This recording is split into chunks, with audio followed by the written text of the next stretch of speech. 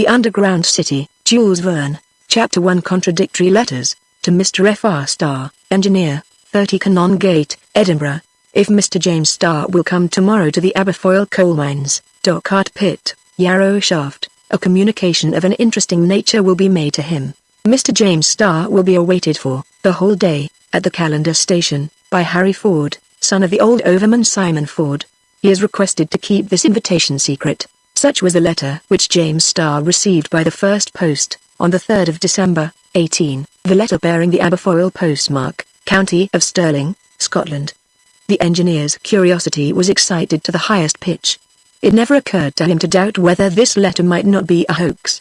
For many years he had known Simon Ford, one of the former foremen of the Aberfoyle mines, of which he, James Starr, had for 20 years, been the manager, or, as he would be termed in English coal mines, the viewer. James Starr was a strongly constituted man, on whom his 55 years weighed no more heavily than if they had been 40. He belonged to an old Edinburgh family, and was one of its most distinguished members. His labours did credit to the body of engineers who are gradually devouring the carboniferous subsoil of the United Kingdom, as much at Cardiff and Newcastle, as in the southern counties of Scotland. However, it was more particularly in the depths of the mysterious mines of Aberfoyle, which border on the Alloa mines and occupy part of the county of Stirling, that the name of Starr had acquired the greatest renown. There, the greater part of his existence had been passed.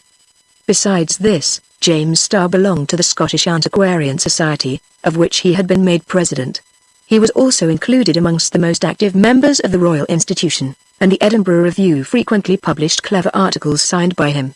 He was in fact one of those practical men to whom is due the prosperity of England. He held a high rank in the old capital of Scotland, which not only from a physical but also from a moral point of view, well deserves the name of the Northern Athens. We know that the English have given to their vast extent of coal mines a very significant name.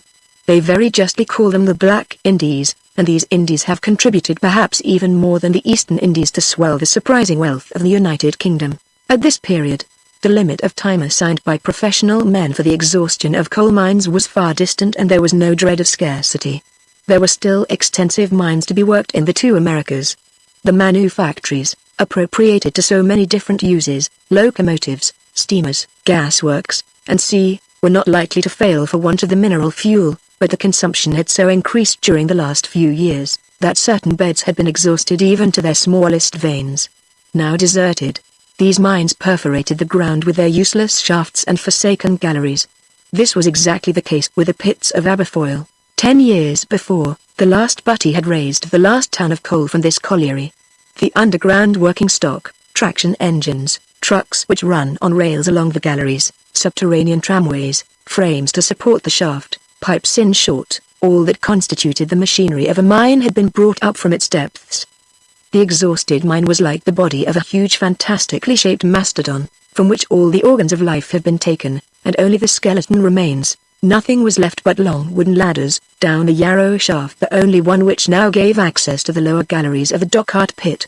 Above ground, the sheds, formerly sheltering the outside works, still marked the spot where the shaft of that pit had been sunk, it being now abandoned, as were the other pits, of which the whole constituted the mines of Aberfoyle. It was a sad day, when for the last time the workmen quitted the mine, in which they had lived for so many years. The engineer, James Starr, had collected the hundreds of workmen which composed the active and courageous population of the mine. Overmen, brakemen, putters, wastemen, barrowmen, masons, smiths, carpenters, outside and inside labourers, women, children, and old men, all were collected in the great yard of the Dockart pit, formerly heaped with coal from the mine. Many of these families had existed for generations in the mine of old Aberfoyle. They were now driven to seek the means of subsistence elsewhere, and they waited sadly to bid farewell to the engineer. James Starr stood upright, at the door of the vast shed in which he had for so many years superintended the powerful machines of the shaft.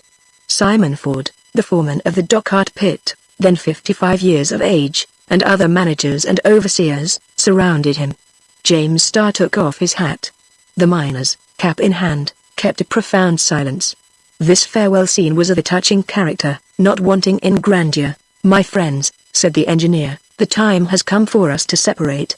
The Aberfoyle mines, which for so many years have united us in a common work, are now exhausted. All our researches have not led to the discovery of a new vein, and the last block of coal has just been extracted from the Dockart pit."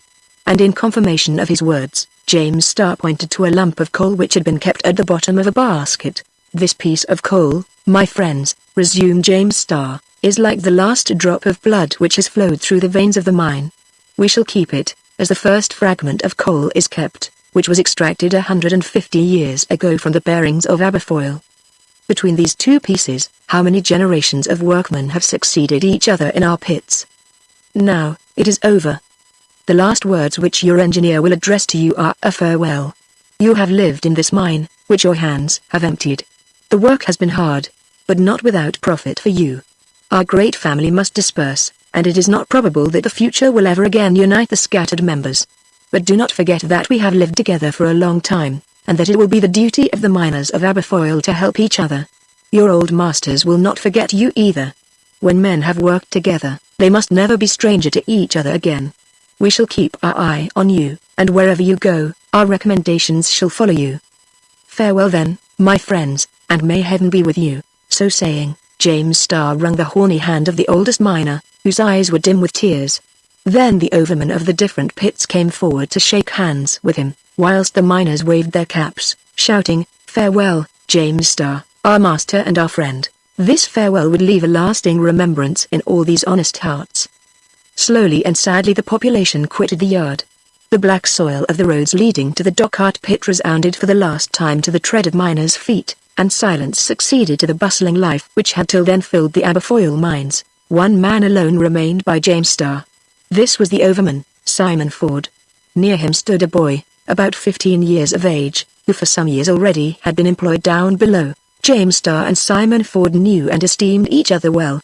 "Goodbye, Simon," said the engineer. "Goodbye, Mr. Starr," replied the overman. "Let me add, till we meet again." "Yes, till we meet again, Ford," answered James Starr. "You know that I shall be always glad to see you, and talk over old times." "I know that, Mr. Starr. My house in Edinburgh is always open to you." "It's a long way off, is Edinburgh?" answered the man shaking his head. "A long way from the Dockart pit, a long way, Simon." "Where do you mean to live?" "Even here, Mr. Starr. We're not going to leave the mine, our good old nurse, just because her milk is dried up. My wife, my boy, and myself, we mean to remain faithful to her."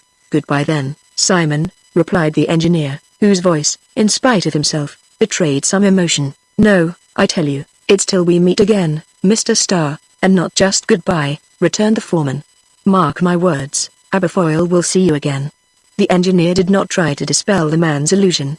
He patted Harry's head, again wrung the father's hand, and left the mine. All this had taken place 10 years ago, but, notwithstanding the wish which the overman had expressed to see him again, during that time Starr had heard nothing of him.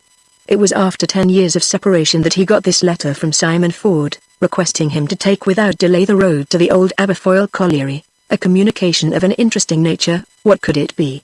Dockart pit. Yarrow shaft. What recollections of the past these names brought back to him.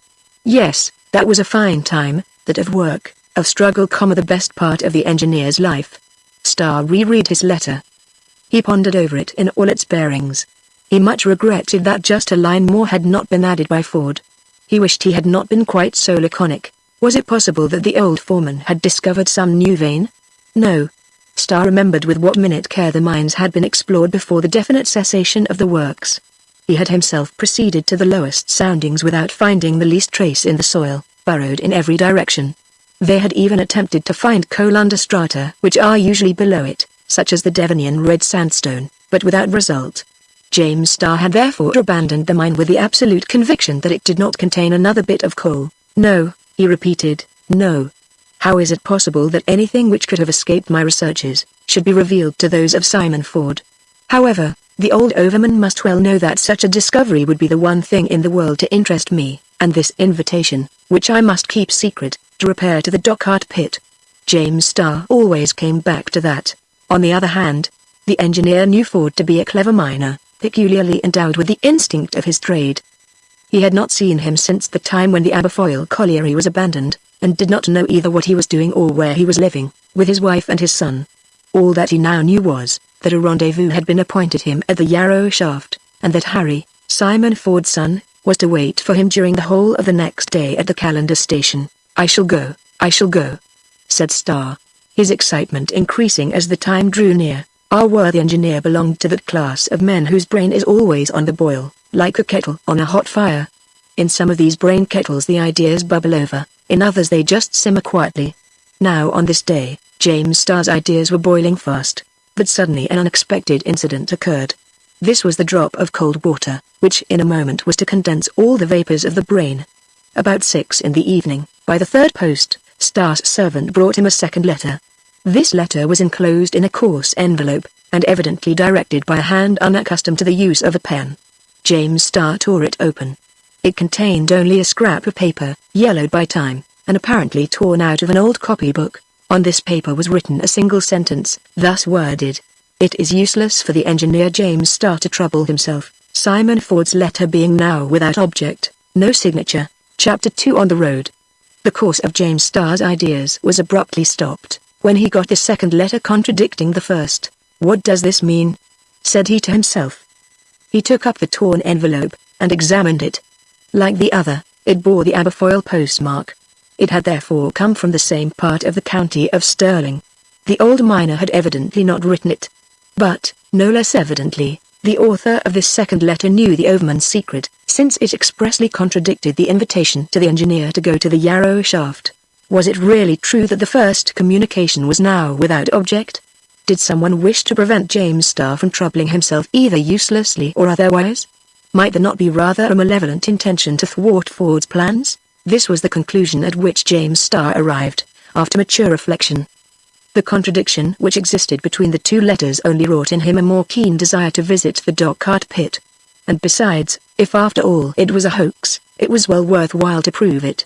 Starr also thought it wiser to give more credence to the first letter than to the second, that is to say, to the request of such a man as Simon Ford, rather than to the warning of his anonymous contradictor. "Indeed," said he, "the fact of anyone endeavoring to influence my resolution, shows that Ford's communication must be of great importance. Tomorrow, at the appointed time, I shall be at the rendezvous." In the evening, Starr made his preparations for departure. As it might happen that his absence would be prolonged for some days, he wrote to Sir W. Elphiston, President of the Royal Institution, that he should be unable to be present at the next meeting of the Society. He also wrote to excuse himself from 2 or 3 engagements which he had made for the week. Then, having ordered his servant to pack a travelling bag, he went to bed, more excited than the affair perhaps warranted. The next day, at 5 o'clock, James Starr jumped out of bed, dressed himself warmly, for a cold rain was falling, and left his house in the Canongate, to go to Granton Pier to catch the steamer, which in 3 hours would take him up the Forth as far as Stirling. For the first time in his life, perhaps, in passing along the Canongate, he did not turn to look at Holyrood, the palace of the former sovereigns of Scotland. He did not notice the sentinels who stood before its gateways, dressed in the uniform of their Highland regiment, tartan gilt, plaid and sporran complete. His whole thought was to reach Callander, where Harry Ford was supposedly awaiting him. The better to understand this narrative, it will be as well to hear a few words on the origin of coal. During the geological epoch, when the terrestrial spheroid was still in course of formation, a thick atmosphere surrounded it, saturated with watery vapors, and copiously impregnated with carbonic acid. The vapors gradually condensed in diluvial rains, which fell as if they had leapt from the necks of thousands of millions of seltzer water bottles. This liquid, loaded with carbonic acid, rushed in torrents over a deep soft soil, subject to sudden or slow alterations of form, and maintained in its semi-fluid state as much by the heat of the sun as by the fires of the interior mass. The internal heat had not as yet been collected in the center of the globe. The terrestrial crust, thin and incompletely hardened, allowed it to spread through its pores. This caused a peculiar form of vegetation, such as is probably produced on the surface of the inferior planets, Venus or Mercury, which revolve nearer than our Earth around the radiant sun of our system. The soil of the continents was covered with immense forests. Carbonic acid, so suitable for the development of the vegetable kingdom, abounded. The feet of these trees were drowned in a sort of immense lagoon, kept continually full by currents of fresh and salt waters. They eagerly assimilated to themselves the carbon which they, little by little, extracted from the atmosphere, as yet unfit for the function of life, and it may be said that they were destined to store it, in the form of coal, in the very bowels of the earth. It was the earthquake period, caused by internal convulsions, which suddenly modified the unsettled features of the terrestrial surface. Here, an intumescence which was to become a mountain; there, an abyss which was to be filled with an ocean or a sea. There, whole forests sunk through the earth's crust, below the unfixed strata, either until they found a resting place, such as the primitive bed of granitic rock, or, settling together in a heap, they formed a solid mass. As the waters were contained in no bed, and were spread over every part of the globe, they rushed where they liked, tearing from the scarcely formed rocks material with which to compose schists, sandstones, and limestones.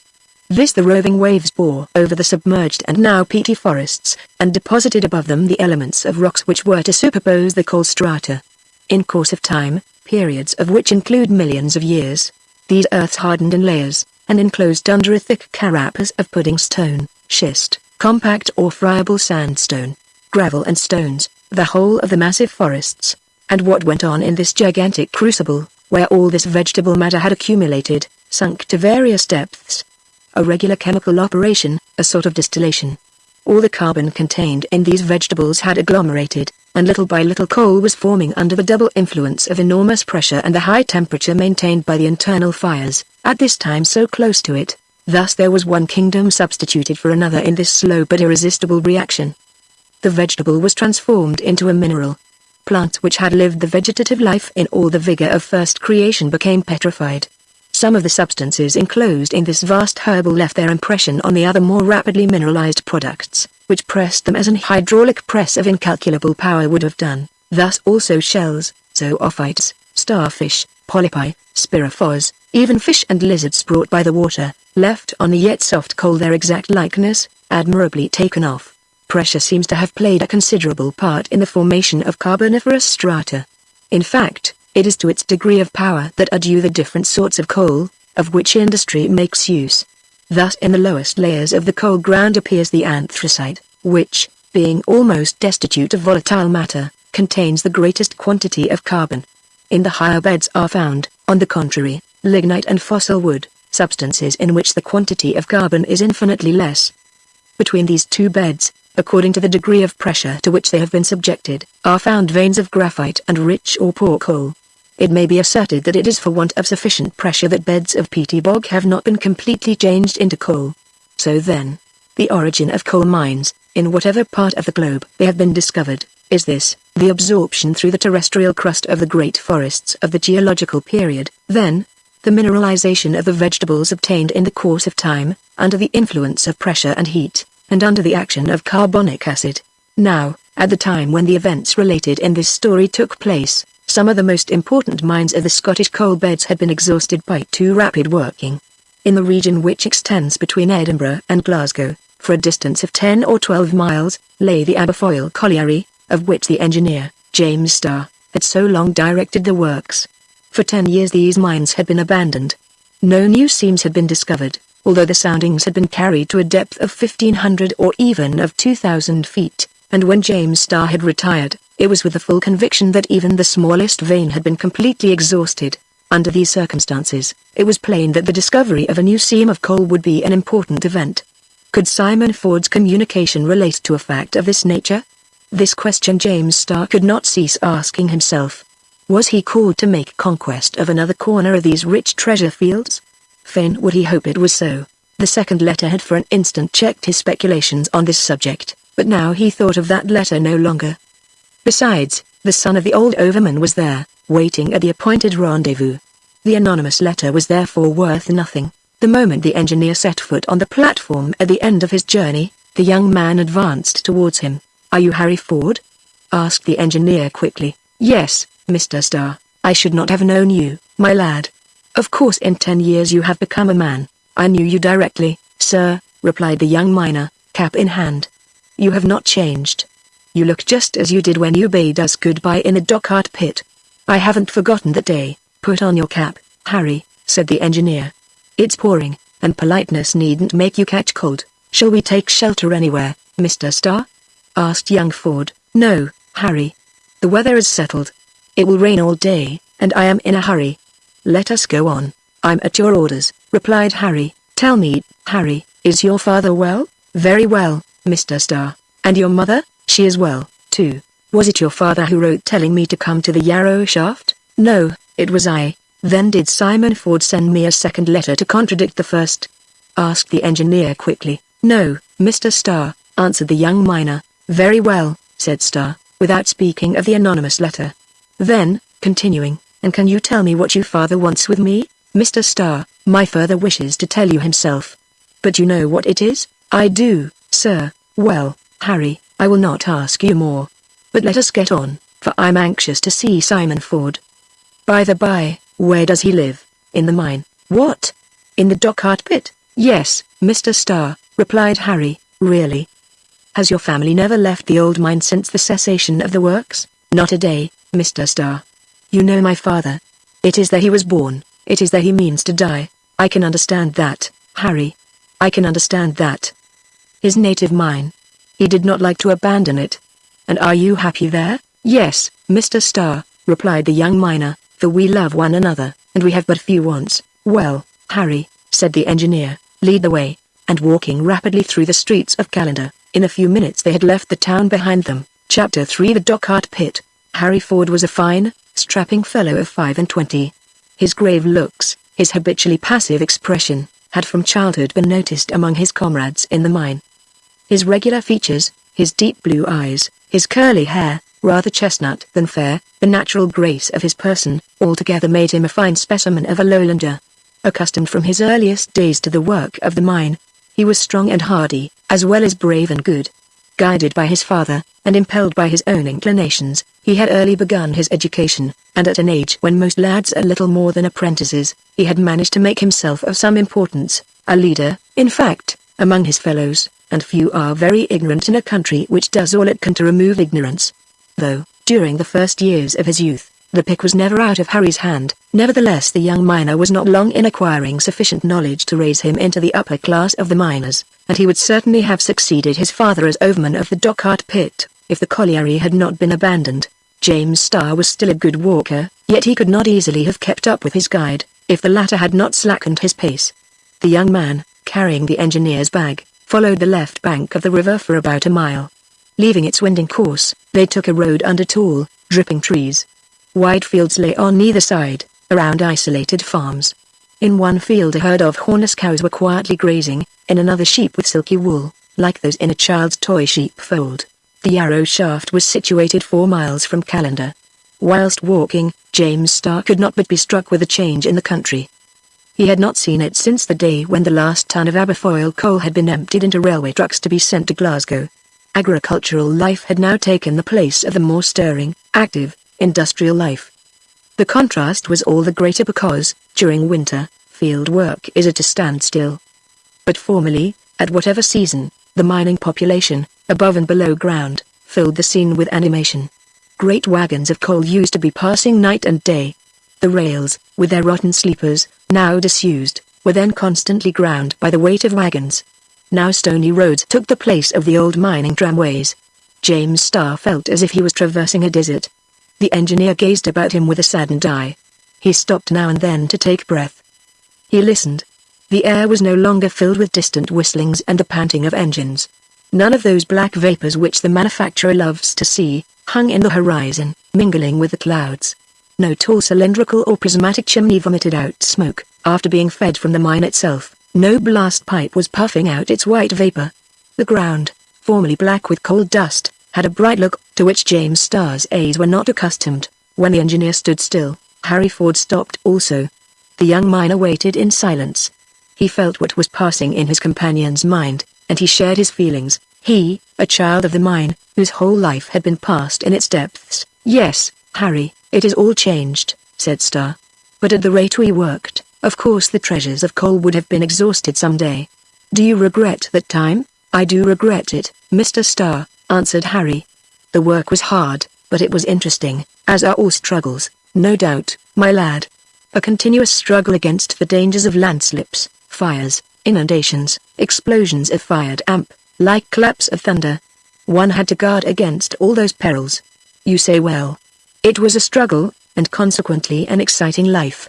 The miners of Alva have been more favored than the miners of Aberfoyle, Mr. Starr. Eh, Harry, so they have, replied the engineer. Indeed, cried the young man, It's a pity that all the globe was not made of coal, then there would have been enough to last millions of years. No doubt there would, Harry. It must be acknowledged, however, that nature has shown more forethought by forming our sphere principally of sandstone, limestone, and granite, which fire cannot consume.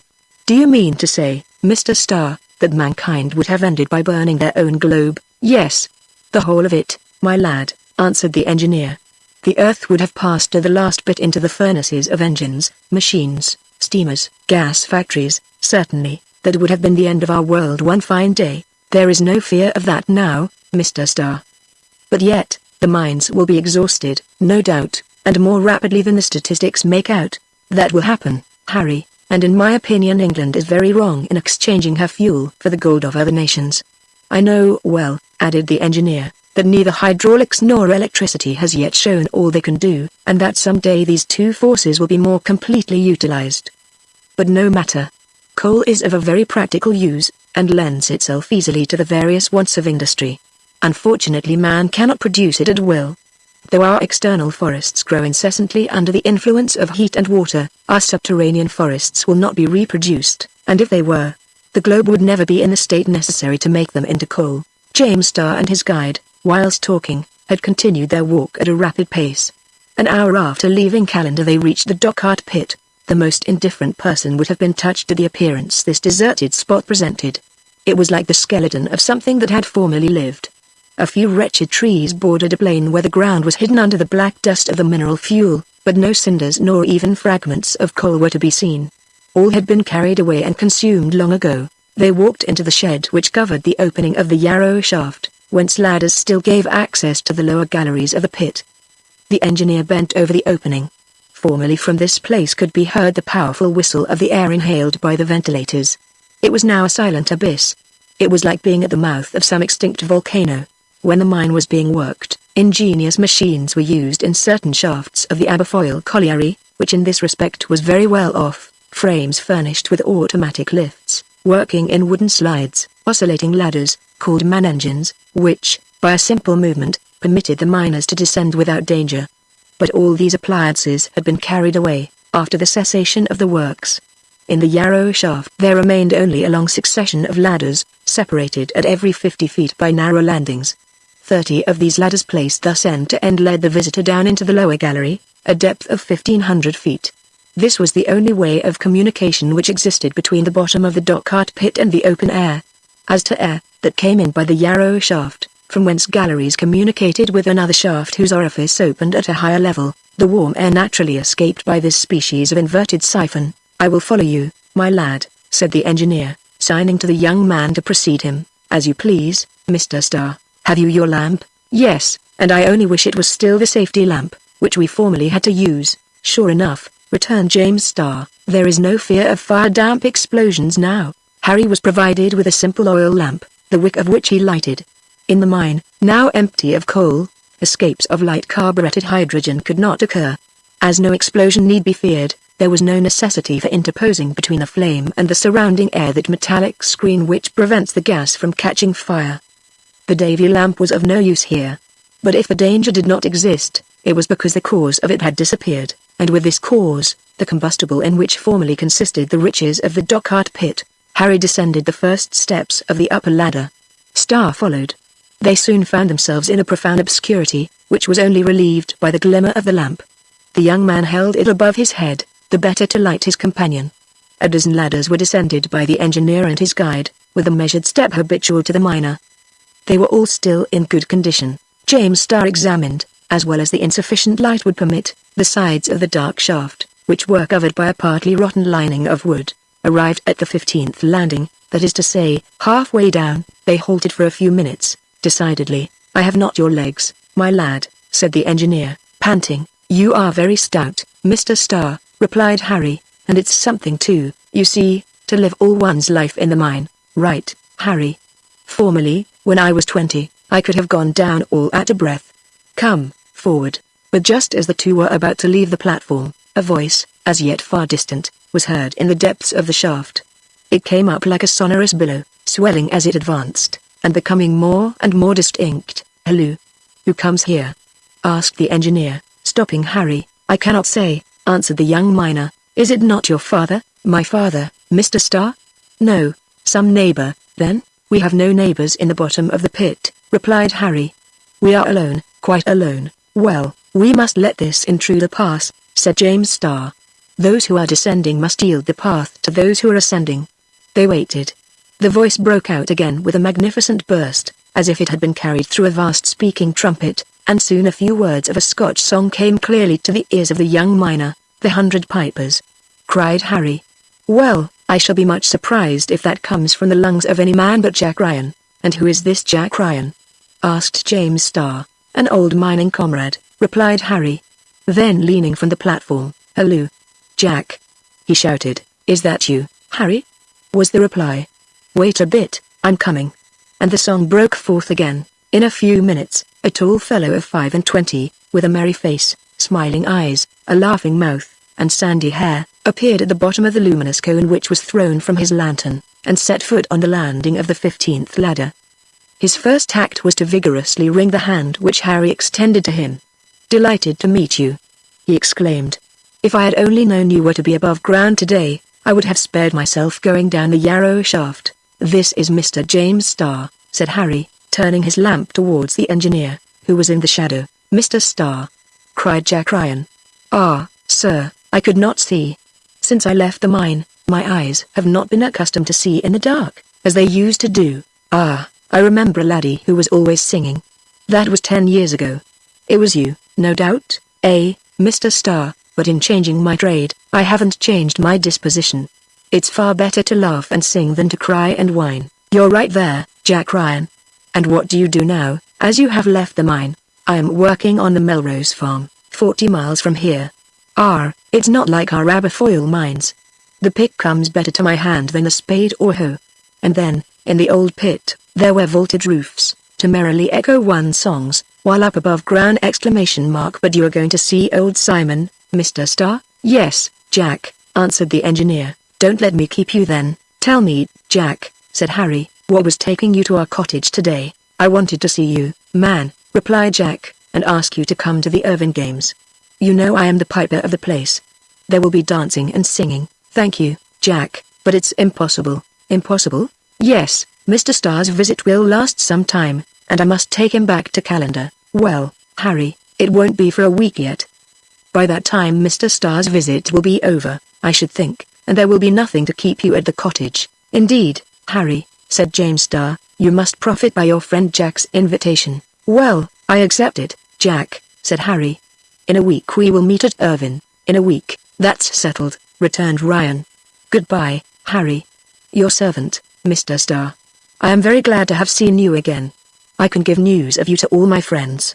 No one has forgotten you, sir, and I have forgotten no one, said Starr. Thanks for all, sir, replied Jack. Goodbye, Jack, said Harry, shaking his hand. And Jack Ryan, singing as he went, soon disappeared in the heights of the shaft, dimly lighted by his lamp. A quarter of an hour afterwards James Starr and Harry descended the last ladder, and set foot on the lowest floor of the pit. From the bottom of the Yarrow shaft radiated numerous empty galleries. They ran through the wall of schist and sandstone, some shored up with great, roughly hewn beams, others lined with a thick casing of wood.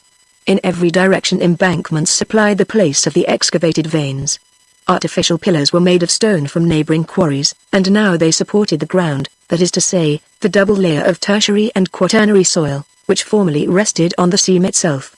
Darkness now filled the galleries, formerly lighted either by the miner's lamp or by the electric light, the use of which had been introduced in the mines. Will you not rest a while, Mr. Starr? Asked the young man. No, my lad, replied the engineer, for I am anxious to be at your father's cottage. Follow me then, Mr. Starr. I will guide you, and yet I dare say you could find your way perfectly well through this dark labyrinth. Yes, indeed. I have the whole plan of the old pit still in my head. Harry, followed by the engineer, and holding his lamp high the better to light their way, walked along a high gallery, like the nave of a cathedral. Their feet still struck against the wooden sleepers which used to support the rails. They had not gone more than 50 paces, when a huge stone fell at the feet of James Starr. Take care, Mr. Starr, cried Harry, seizing the engineer by the arm. A stone, Harry. Ah. These old vaultings are no longer quite secure, of course, and, Mr. Starr, said Harry Ford, it seems to me that stone was thrown as by the hand of man, thrown. Exclaimed James Starr. What do you mean, lad? Nothing, Mr. Starr, replied Harry evasively, his anxious gaze endeavoring to pierce the darkness. Let us go on. Take my arm, sir, and don't be afraid of making a false step. Here I am, Harry. And they both advanced, whilst Harry looked on every side, throwing the light of his lamp into all the corners of the gallery. Shall we soon be there? Asked the engineer. In 10 minutes at most. Good, but, muttered Harry, that was a most singular thing. It is the first time such an accident has happened to me, that stone falling just at the moment we were passing. Harry, it was a mere chance, replied the young man, shaking his head. Yes, chance. He stopped and listened. What is the matter, Harry? Asked the engineer. I thought I heard someone walking behind us, replied the young miner, listening more attentively. Then he added, no, I must have been mistaken. Lean harder on my arm, Mr. Starr. Use me like a staff, a good solid staff, Harry, answered James Starr. I could not wish for a better than a fine fellow like you. They continued in silence along the dark nave. Harry was evidently preoccupied, and frequently turned, trying to catch, either some distant noise, or remote glimmer of light, but behind and before, all was silence and darkness. Chapter 4 The Ford Family. 10 minutes afterwards, James Starr and Harry issued from the principal gallery. They were now standing in a glade, if we may use this word to designate a vast and dark excavation. The place, however, was not entirely deprived of daylight. A few rays straggled in through the opening of a deserted shaft. It was by means of this pipe that the ventilation was established in the dock-cart pit. Owing to its lesser density, the warm air was drawn towards the yarrow shaft. Both air and light, therefore, penetrated in some measure into the glade. Here Simon Ford had lived with his family 10 years, in a subterranean dwelling, hollowed out in the cistus mass, where formerly stood the powerful engines which worked the mechanical traction of the dock-cart pit. Such was the habitation, his cottage, as he called it, in which resided the old overman. As he had some means saved during a long life of toil, Ford could have afforded to live in the light of day, among trees, or in any town of the kingdom he chose, but he and his wife and son preferred remaining in the mine, where they were happy together, having the same opinions, ideas, and tastes. Yes, they were quite fond of their cottage, buried 1,500 feet below Scottish soil. Among other advantages, there was no fear that tax-gatherers, or rent-collectors would ever come to trouble its inhabitants. At this period, Simon Ford, the former overman of the dock-cart pit, bore the weight of 65 years. Tall, robust, well-built, he would have been regarded as one of the most conspicuous men in the district which supplies so many fine fellows to the Highland regiments. Simon Ford was descended from an old mining family, and his ancestors had worked the very first carboniferous seams opened in Scotland. Without discussing whether or not the Greeks and Romans made use of coal, whether the Chinese worked coal mines before the Christian era, whether the French word for coal, huile, is really derived from the farrier Huilos, who lived in Belgium in the 12th century, we may affirm that the beds in Great Britain were the first ever regularly worked. So early as the 11th century, William the Conqueror divided the produce of the Newcastle bed among his companions in arms. At the end of the 13th century, a license for the mining of sea coal was granted by Henry III. Lastly, towards the end of the same century, mention is made of the Scotch and Welsh beds. It was about this time that Simon Ford's ancestors penetrated into the bowels of Caledonian earth, and lived there ever after, from father to son. They were but plain miners. They labored like convicts at the work of extracting the precious combustible. It is even believed that the coal miners, like the salt makers of that period, were actual slaves. However that might have been, Simon Ford was proud of belonging to this ancient family of Scotch miners. He had worked diligently in the same place where his ancestors had wielded the pick, the crowbar, and the mattock. At 30 he was overman of the dock-cart pit, the most important in the Aberfoyle colliery. He was devoted to his trade. During long years he zealously performed his duty. His only grief had been to perceive the bed becoming impoverished, and to see the hour approaching when the seam would be exhausted. It was then he devoted himself to the search for new veins in all the Aberfoyle pits, which communicated underground one with another.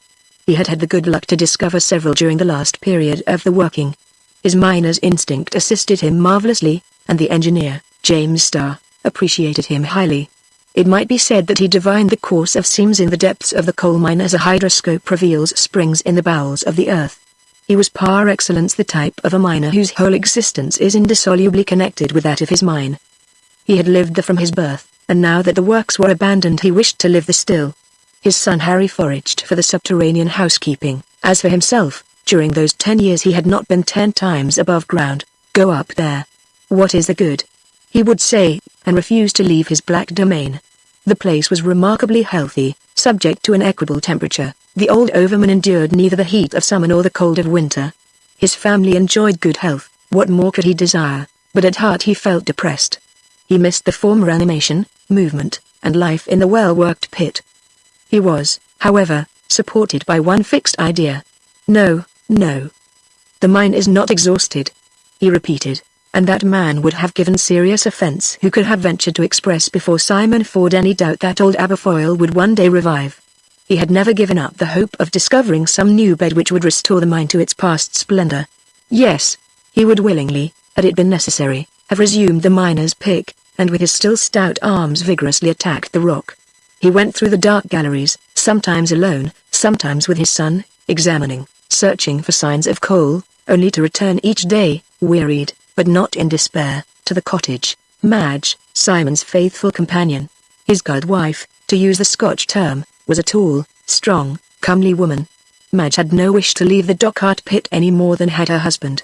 She shared all his hopes and regrets.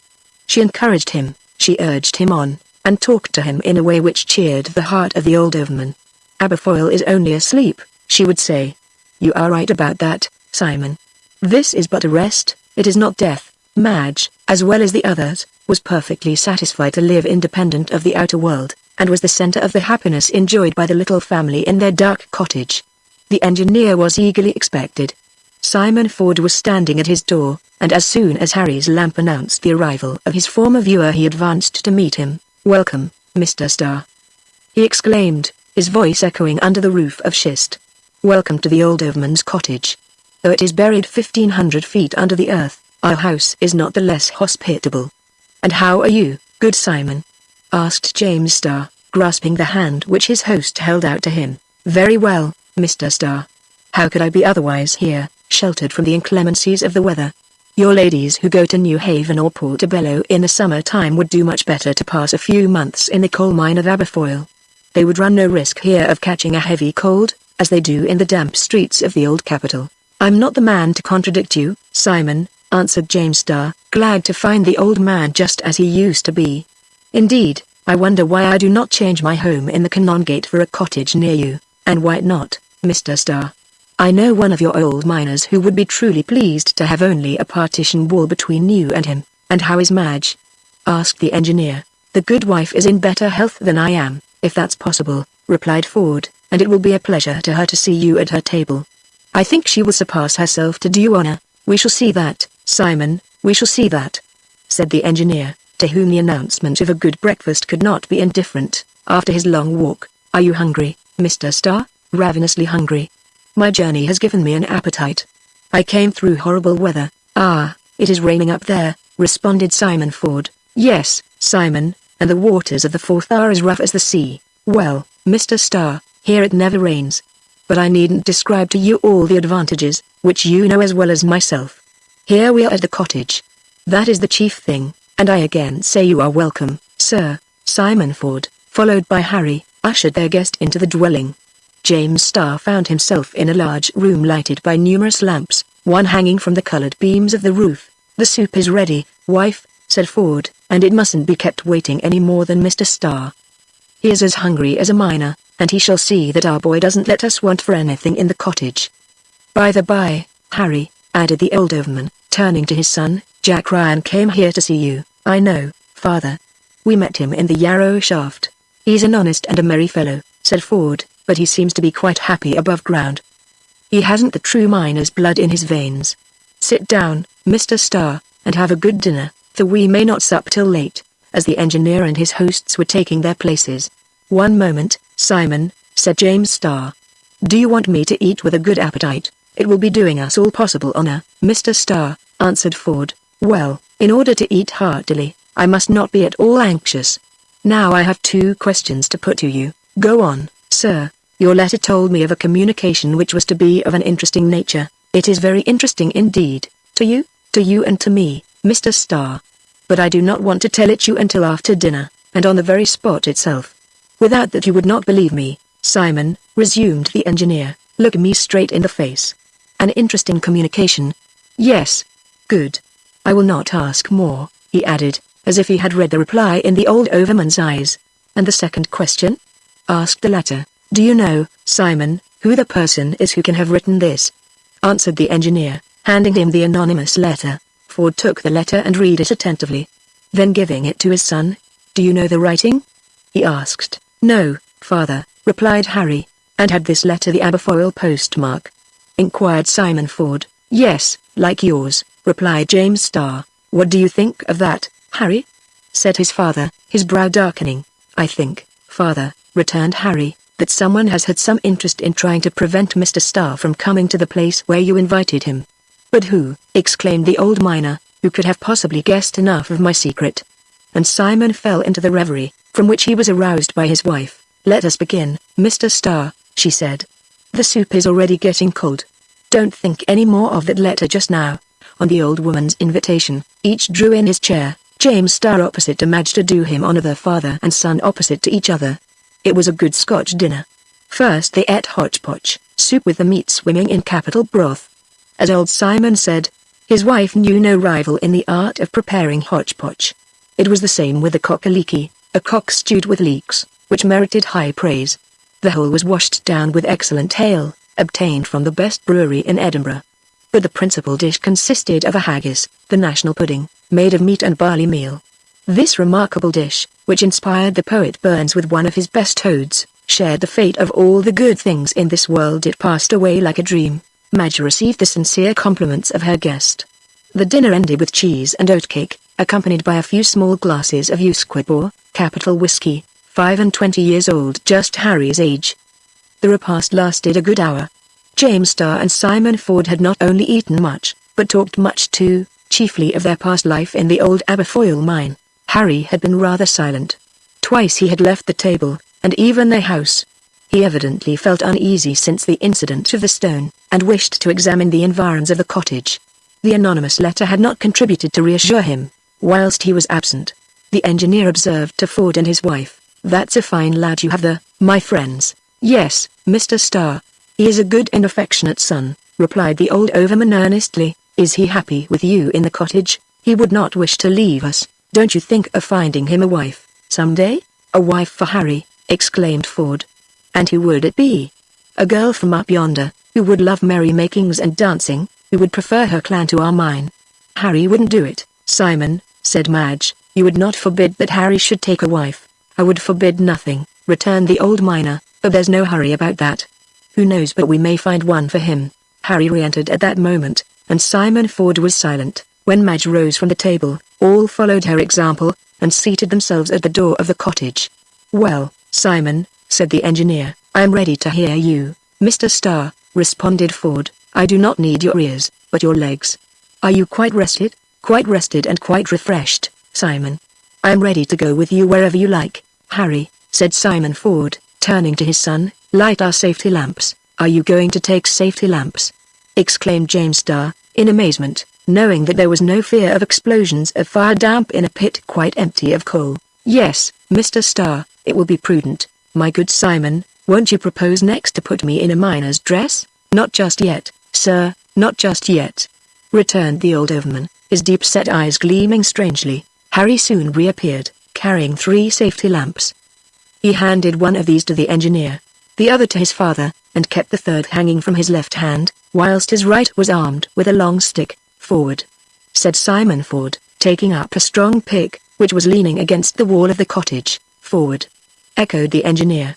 "Goodbye, Madge, Godspeed you," responded the good woman. "A good supper, wife. Do you hear?" exclaimed Ford. "We shall be hungry when we come back, and we'll do it justice." Chapter 5 Some Strange Phenomena. Many superstitious beliefs exist both in the highlands and lowlands of Scotland. Of course the mining population must furnish its contingent of legends and fables to this mythological repertory. If the fields are peopled with imaginary beings, either good or bad, with much more reason must the dark mines be haunted to their lowest depths. Who shakes the seam during tempestuous nights? who puts the miners on the track of an as yet unworked vein, who lights the fire damp, and presides over the terrible explosions, who but some spirit of the mine. This, at least, was the opinion commonly spread among the superstitious Scotch. In the first rank of the believers in the supernatural in the Dochart pit figured Jack Ryan, Harry's friend. He was the great partisan of all these superstitions. All these wild stories were turned by him into songs, which earned him great applause in the winter evenings. But Jack Ryan was not alone in his belief. His comrades affirmed, no less strongly, that the Aberfoyle pits were haunted, and that certain strange beings were seen there frequently, just as in the Highlands. To hear them talk, it would have been more extraordinary if nothing of the kind appeared. Could there indeed be a better place than a dark and deep coal mine for the freaks of fairies, elves, goblins, and other actors in the fantastical dramas? The scenery was all ready, why should not the supernatural personages come there to play their parts? So reasoned Jack Ryan and his comrades in the Aberfoyle mines.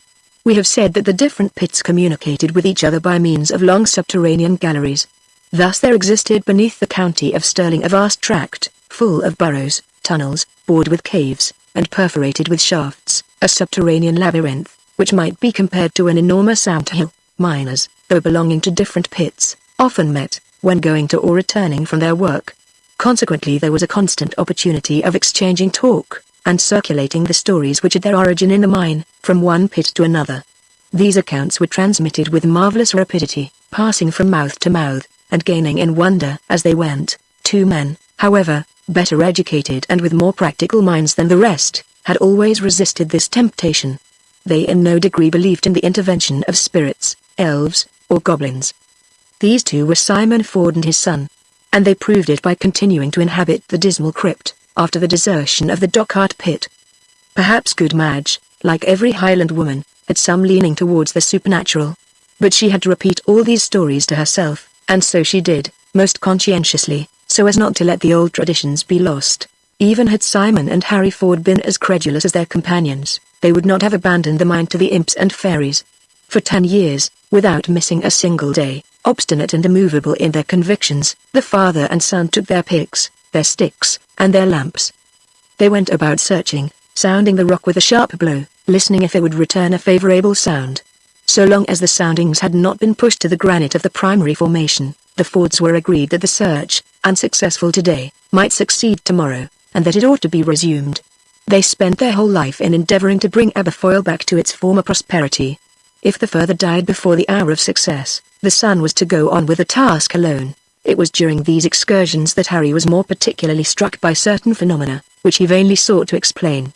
Several times, while walking along some narrow cross alley, he seemed to hear sounds similar to those which would be produced by violent blows of a pickaxe against the wall. Harry hastened to seek the cause of this mysterious work. The tunnel was empty. The light from the young miner's lamp, thrown on the wall, revealed no trace of any recent work with pick or crowbar. Harry would then ask himself if it was not the effect of some acoustic illusion, or some strange and fantastic echo. At other times, on suddenly throwing a bright light into a suspicious-looking cleft in the rock, he thought he saw a shadow. He rushed forward. Nothing, and there was no opening to permit a human being to evade his pursuit. Twice in 1 month, Harry, whilst visiting the west end of the pit, distinctly heard distant reports, as if some miner had exploded a charge of dynamite. The second time, after many careful researches, he found that a pillar had just been blown up. By the light of his lamp, Harry carefully examined the place attacked by the explosion. It had not been made in a simple embankment of stones, but in a mass of schist, which had penetrated to this depth in the coal stratum. Had the object of the explosion been to discover a new vein? Or had someone wished simply to destroy this portion of the mine? Thus he questioned, and when he made known this occurrence to his father, neither could the old overman nor he himself answer the question in a satisfactory way. It is very queer, Harry often repeated. The presence of an unknown being in the mine seems impossible, and yet there can be no doubt about it. Does someone besides ourselves wish to find out if a seam yet exists? Or, rather, has he attempted to destroy what remains of the Aberfoyle mines? But for what reason? I will find that out, if it should cost me my life. A fortnight before the day on which Harry Ford guided the engineer through the labyrinth of the Dochart pit, he had been on the point of attaining the object of his search. He was going over the southwest end of the mine, with a large lantern in his hand. All at once, it seemed to him that a light was suddenly extinguished, some 100 feet before him, at the end of a narrow passage cut obliquely through the rock. He darted forward. His search was in vain. As Harry would not admit a supernatural explanation for a physical occurrence, he concluded that certainly some strange being prowled about in the pit. But whatever he could do, searching with the greatest care, scrutinizing every crevice in the gallery, he found nothing for his trouble. If Jack Ryan and the other superstitious fellows in the mine had seen these lights, they would, without fail, have called them supernatural, but Harry did not dream of doing so, nor did his father. And when they talked over these phenomena, evidently due to a physical cause, "My lad," the old man would say, "we must wait. It will all be explained someday." However, it must be observed that, hitherto, neither Harry nor his father had ever been exposed to any act of violence. If the stone which had fallen at the feet of James Starr had been thrown by the hand of some ill-disposed person, it was the first criminal act of that description. James Starr was of opinion that the stone had become detached from the roof of the gallery, but Harry would not admit of such a simple explanation. According to him, the stone had not fallen, it had been thrown, for otherwise, without rebounding, it could never have described a trajectory as it did. Harry saw in it a direct attempt against himself and his father, or even against the engineer. Chapter 6 Simon Ford's Experiment. The old clock in the cottage struck 1 as James Starr and his 2 companions went out. A dim light penetrated through the ventilating shaft into the glade. Harry's lamp was not necessary here, but it would very soon be of use, for the old overman was about to conduct the engineer to the very end of the dockart pit. After following the principal gallery for a distance of 2 miles, the 3 explorers as will be seen, this was a regular exploration, arrived at the entrance of a narrow tunnel. It was like a nave, the roof of which rested on woodwork, covered with white moss.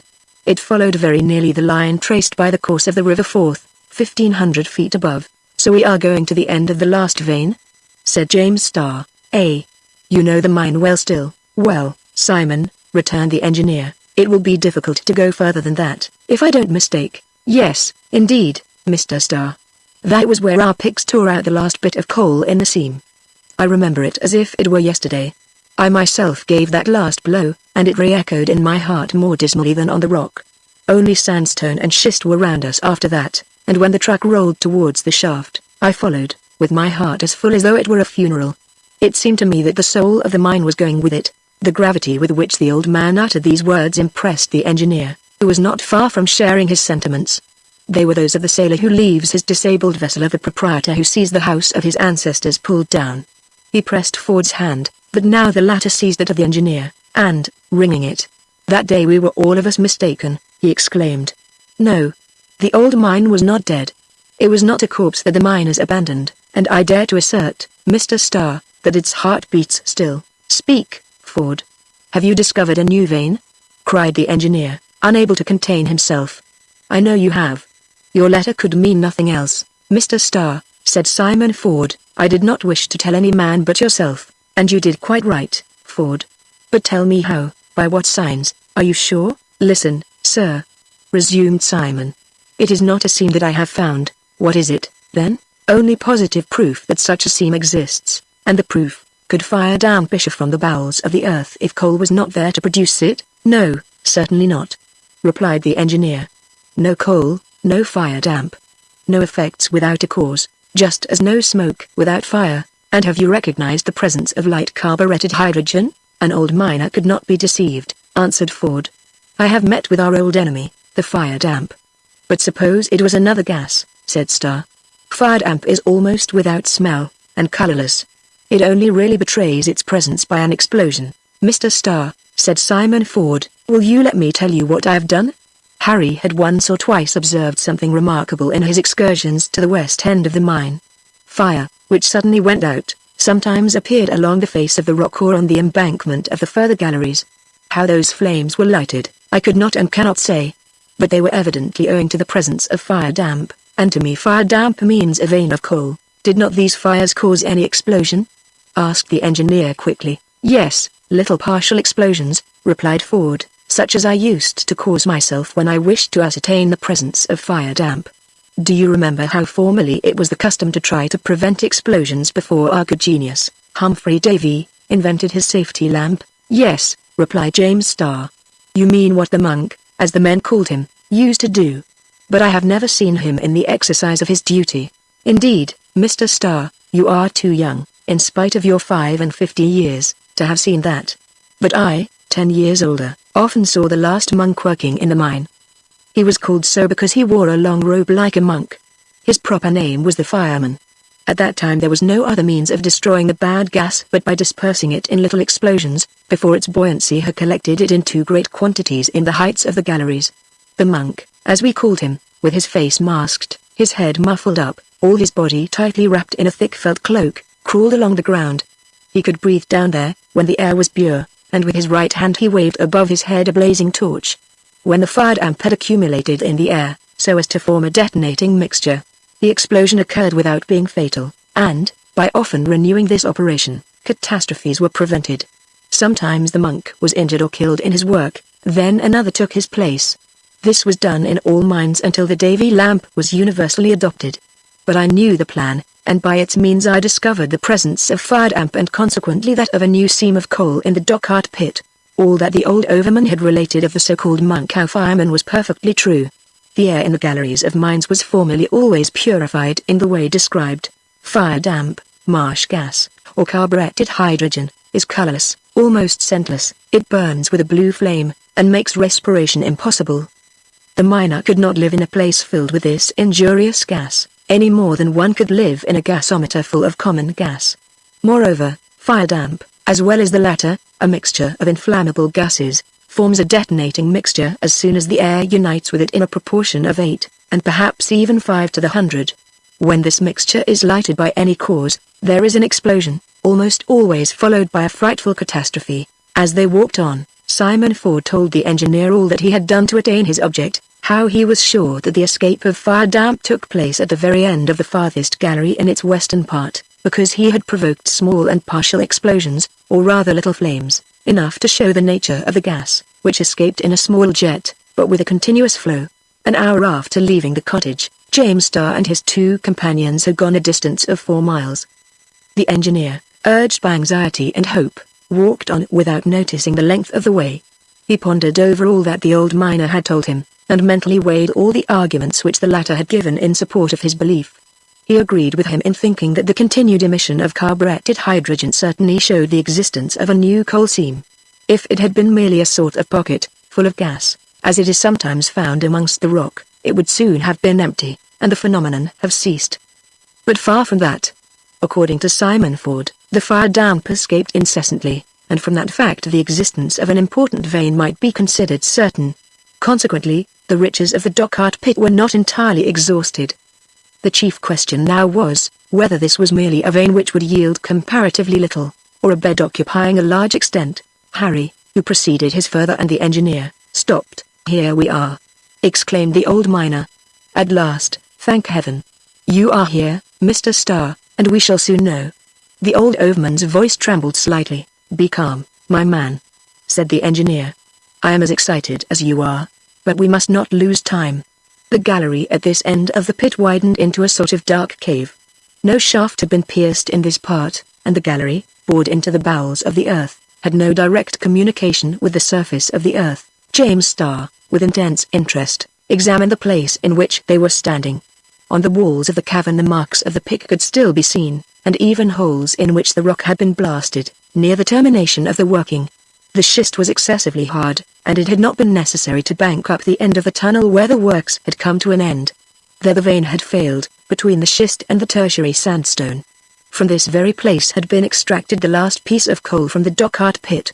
"We must attack the dike," said Ford, raising his pick, "for at the other side of the break, at more or less depth, we shall assuredly find the vein, the existence of which I assert."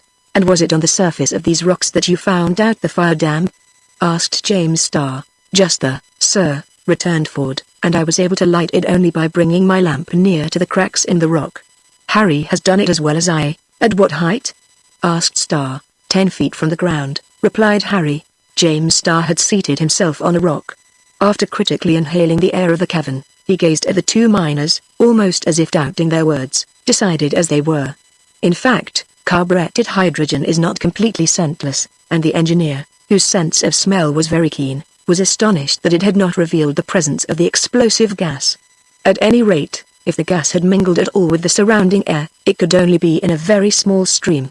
There was no danger of an explosion, and they might without fear open the safety lamp to try the experiment, just as the old miner had done before. What troubled James Starr was, not lest too much gas mingled with the air, but lest there should be little or none. Could they have been mistaken? He murmured. These men know what they are about. And yet. He waited, not without some anxiety, until Simon Ford's phenomenon should have taken place. But just then it seemed that Harry, like himself, had remarked the absence of the characteristic odor of fire damp, for he exclaimed in an altered voice, "Father, I should say the gas was no longer escaping through the cracks, no longer," cried the old miner, and, pressing his lips tight together, he snuffed the air several times. Then, all at once, with a sudden movement, "Hand me your lamp, Harry," he said. Ford took the lamp with a trembling hand. He drew off the wire gauze case which surrounded the wick, and the flame burned in the open air, as they had expected. There was no explosion, but, what was more serious, there was not even the slight crackling which indicates the presence of a small quantity of fire damp. Simon took the stick which Harry was holding, fixed his lamp to the end of it, and raised it high above his head, up to where the gas, by reason of its buoyancy, would naturally accumulate. The flame of the lamp, burning straight and clear, revealed no trace of the carburetted hydrogen. "Close to the wall," said the engineer. "Yes," responded Ford, carrying the lamp to that part of the wall at which he and his son had, the evening before, proved the escape of gas. The old miner's arm trembled whilst he tried to hoist the lamp up. "Take my place, Harry," said he. Harry took the stick, and successively presented the lamp to the different fissures in the rock, but he shook his head, for of that slight crackling peculiar to escaping fire damp he heard nothing. There was no flame. Evidently not a particle of gas was escaping through the rock. "Nothing!" cried Ford, clenching his fist with a gesture rather of anger than disappointment. A cry escaped Harry. "What's the matter?" asked Starr quickly. "Someone has stopped up the cracks in the schist." "Is that true?" exclaimed the old miner. "Look, father." Harry was not mistaken. The obstruction of the fissures was clearly visible by the light of the lamp. It had been recently done with lime, leaving on the rock a long whitish mark, badly concealed with coal dust. "It's he!" exclaimed Harry. "It can only be he?" repeated James Starr in amazement. "Yes," returned the young man, "that mysterious being who haunts our domain, for whom I have watched 100 times without being able to get at him, the author, we may now be certain, of that letter which was intended to hinder you from coming to see my father, Mr. Starr, and who finally threw that stone at us in the gallery of the Yarrow shaft. Ah! There's no doubt about it, there is a man's hand in all that." Harry spoke with such energy that conviction came instantly and fully to the engineer's mind. As to the old overman, he was already convinced. Besides, that they were in the presence of an undeniable fact, the stopping up of cracks through which gas had escaped freely the night before. "Take your pick, Harry," cried Ford. "Mount on my shoulders, my lad. I am still strong enough to bear you." The young man understood in an instant. His father propped himself up against the rock. Harry got upon his shoulders, so that with his pick he could reach the line of the fissure. Then with quick sharp blows he attacked it. Almost directly afterwards a slight sound was heard, like champagne escaping from a bottle, a sound commonly expressed by the word puff. Harry again seized his lamp, and held it to the opening. There was a slight report, and a little red flame, rather blue at its outline, flickered over the rock like a will-o'-the-wisp. Harry leapt to the ground, and the old overman, unable to contain his joy, grasped the engineer's hands, exclaiming, "Hurrah! Hurrah! Hurrah! Mr. Starr! The fire damp burns. The vein is there." Chapter 7. New Aberfoyle. The old overman's experiment had succeeded. Fire damp, it is well known, is only generated in coal seams, therefore the existence of a vein of precious combustible could no longer be doubted. As to its size and quality, that must be determined later. Yes, thought James Starr, behind that wall lies a carboniferous bed, undiscovered by our soundings. It is vexatious that all the apparatus of the mine, deserted for 10 years, must be set up anew. Never mind. We have found the vein which was thought to be exhausted, and this time it shall be worked to the end. "Well, Mr. Starr," asked Ford, "what do you think of our discovery? Was I wrong to trouble you? Are you sorry to have paid this visit to the Dochart pit?" "No, no, my old friend," answered Starr. "We have not lost our time, but we shall be losing it now, if we do not return immediately to the cottage. Tomorrow we will come back here. We will blast this wall with dynamite. We will lay open the new vein, and after a series of soundings, if the seam appears to be large, I will form a new Aberfoyle company, to the great satisfaction of the old shareholders."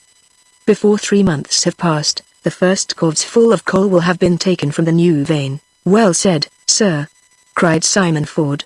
The old mine will grow young again, like a widow who remarries. The bustle of the old days will soon begin with the blows of the pick and mattock, blasts of powder, rumbling of wagons, neighing of horses, creaking of machines. I shall see it all again. I hope, Mr. Starr, that you will not think me too old to resume my duties of overman? No, Simon, no indeed. You wear better than I do, my old friend, and, sir, you shall be our viewer again. May the new working last for many years, and pray heaven I shall have the consolation of dying without seeing the end of it. The old miner was overflowing with joy. James Starr fully entered into it, but he let Ford rave for them both. Harry alone remained thoughtful. To his memory recurred the succession of singular, inexplicable circumstances attending the discovery of the new bed. It made him uneasy about the future. An hour afterwards, James Starr and his 2 companions were back in the cottage. The engineer supped with good appetite, listening with satisfaction to all the plans unfolded by the old overman, and had it not been for his excitement about the next day's work, he would never have slept better than in the perfect stillness of the cottage. The following day, after a substantial breakfast, James Starr, Simon Ford, Harry, and even Madge herself, took the road already traversed the day before. All looked like regular miners. They carried different tools, and some dynamite with which to blast the rock. Harry, besides a large lantern, took a safety lamp, which would burn for 12 hours. It was more than was necessary for the journey there and back, including the time for the working, supposing a working was possible. To work! To work! Shouted Ford, when the party reached the further end of the passage, and he grasped a heavy crowbar and brandished it. Stop one instant, said Starr. Let us see if any change has taken place, and if the fire damp still escapes through the crevices. You are right, Mr. Starr, said Harry. Whoever stopped it up yesterday may have done it again today. Madge, seated on a rock, carefully observed the excavation, and the wall which was to be blasted. It was found that everything was just as they left it. The crevices had undergone no alteration. The carburetted hydrogen still filtered through, though in a small stream, which was no doubt because it had had a free passage since the day before. As the quantity was so small, it could not have formed an explosive mixture with the air inside. James Starr and his companions could therefore proceed in security. Besides, the air grew purer by rising to the heights of the Dockart pit, and the fire damp, spreading through the atmosphere, would not be strong enough to make any explosion. To work, then, repeated Ford, and soon the rock flew in splinters under his skillful blows. The break was chiefly composed of pudding stone, interspersed with sandstone and schist, such as is most often met with between the coal veins. James Starr picked up some of the pieces, and examined them carefully, hoping to discover some trace of coal, Starr having chosen the place where the holes were to be drilled. They were rapidly bored by Harry. Some cartridges of dynamite were put into them. As soon as the long, tarred safety match was laid, it was lighted on a level with the ground. James Starr and his companions then went off to some distance. Oh, Mr. Starr, said Simon Ford, a prey to agitation, which he did not attempt to conceal, never, no, never has my old heart beaten so quick before. I am longing to get at the vein. Patience, Simon, responded the engineer. You don't mean to say that you think you are going to find a passage already open behind the dike? Excuse me, sir, answered the old overman, but of course I think so. If there was good luck in the way Harry and I discovered this place, why shouldn't the good luck go on? As he spoke, came the explosion. A sound as of thunder rolled through the labyrinth of subterranean galleries. Starr, Madge, Harry, and Simon Ford hastened towards the spot. Mr. Starr! Mr. Starr! Shouted the overman. Look! The door is broken open. Ford's comparison was justified by the appearance of an excavation, the depth of which could not be calculated. Harry was about to spring through the opening, but the engineer, though excessively surprised to find this cavity, held him back. Allow time for the air in there to get pure, said he. Yes. Beware of the foul air, said Simon. A quarter of an hour was passed in anxious waiting. The lantern was then fastened to the end of a stick, and introduced into the cave, where it continued to burn with unaltered brilliancy. Now then, Harry, go, said Starr, and we will follow you. The opening made by the dynamite was sufficiently large to allow a man to pass through. Harry, lamp in hand, entered unhesitatingly, and disappeared in the darkness. His father, mother, and James Starr waited in silence. A minute which seemed to them much longer passed. Harry did not reappear, did not call. Gazing into the opening, James Starr could not even see the light of his lamp, which ought to have illuminated the dark cavern. Had the ground suddenly given way under Harry's feet? Had the young miner fallen into some crevice? Could his voice no longer reach his companions? The old overman, dead to their remonstrances, was about to enter the opening, when a light appeared, dim at first, but gradually growing brighter, and Harry's voice was heard shouting, "Come, Mr. Starr. Come, father. The road to New Aberfoyle is open." If, by some superhuman power, engineers could have raised in a block, 1,000 feet thick, all that portion of the terrestrial crust which supports the lakes, rivers, gulfs, and territories of the counties of Stirling, Dumbarton, and Renfrew, they would have found, under that enormous lid, an immense excavation, to which but one other in the world can be compared: the celebrated Mammoth Caves of Kentucky.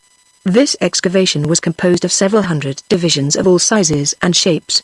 It might be called a hive with numberless ranges of cells, capriciously arranged, but a hive on a vast scale, and which, instead of bees, might have lodged all the ichthyosauri, megatheriums, and pterodactyls of the geological epoch.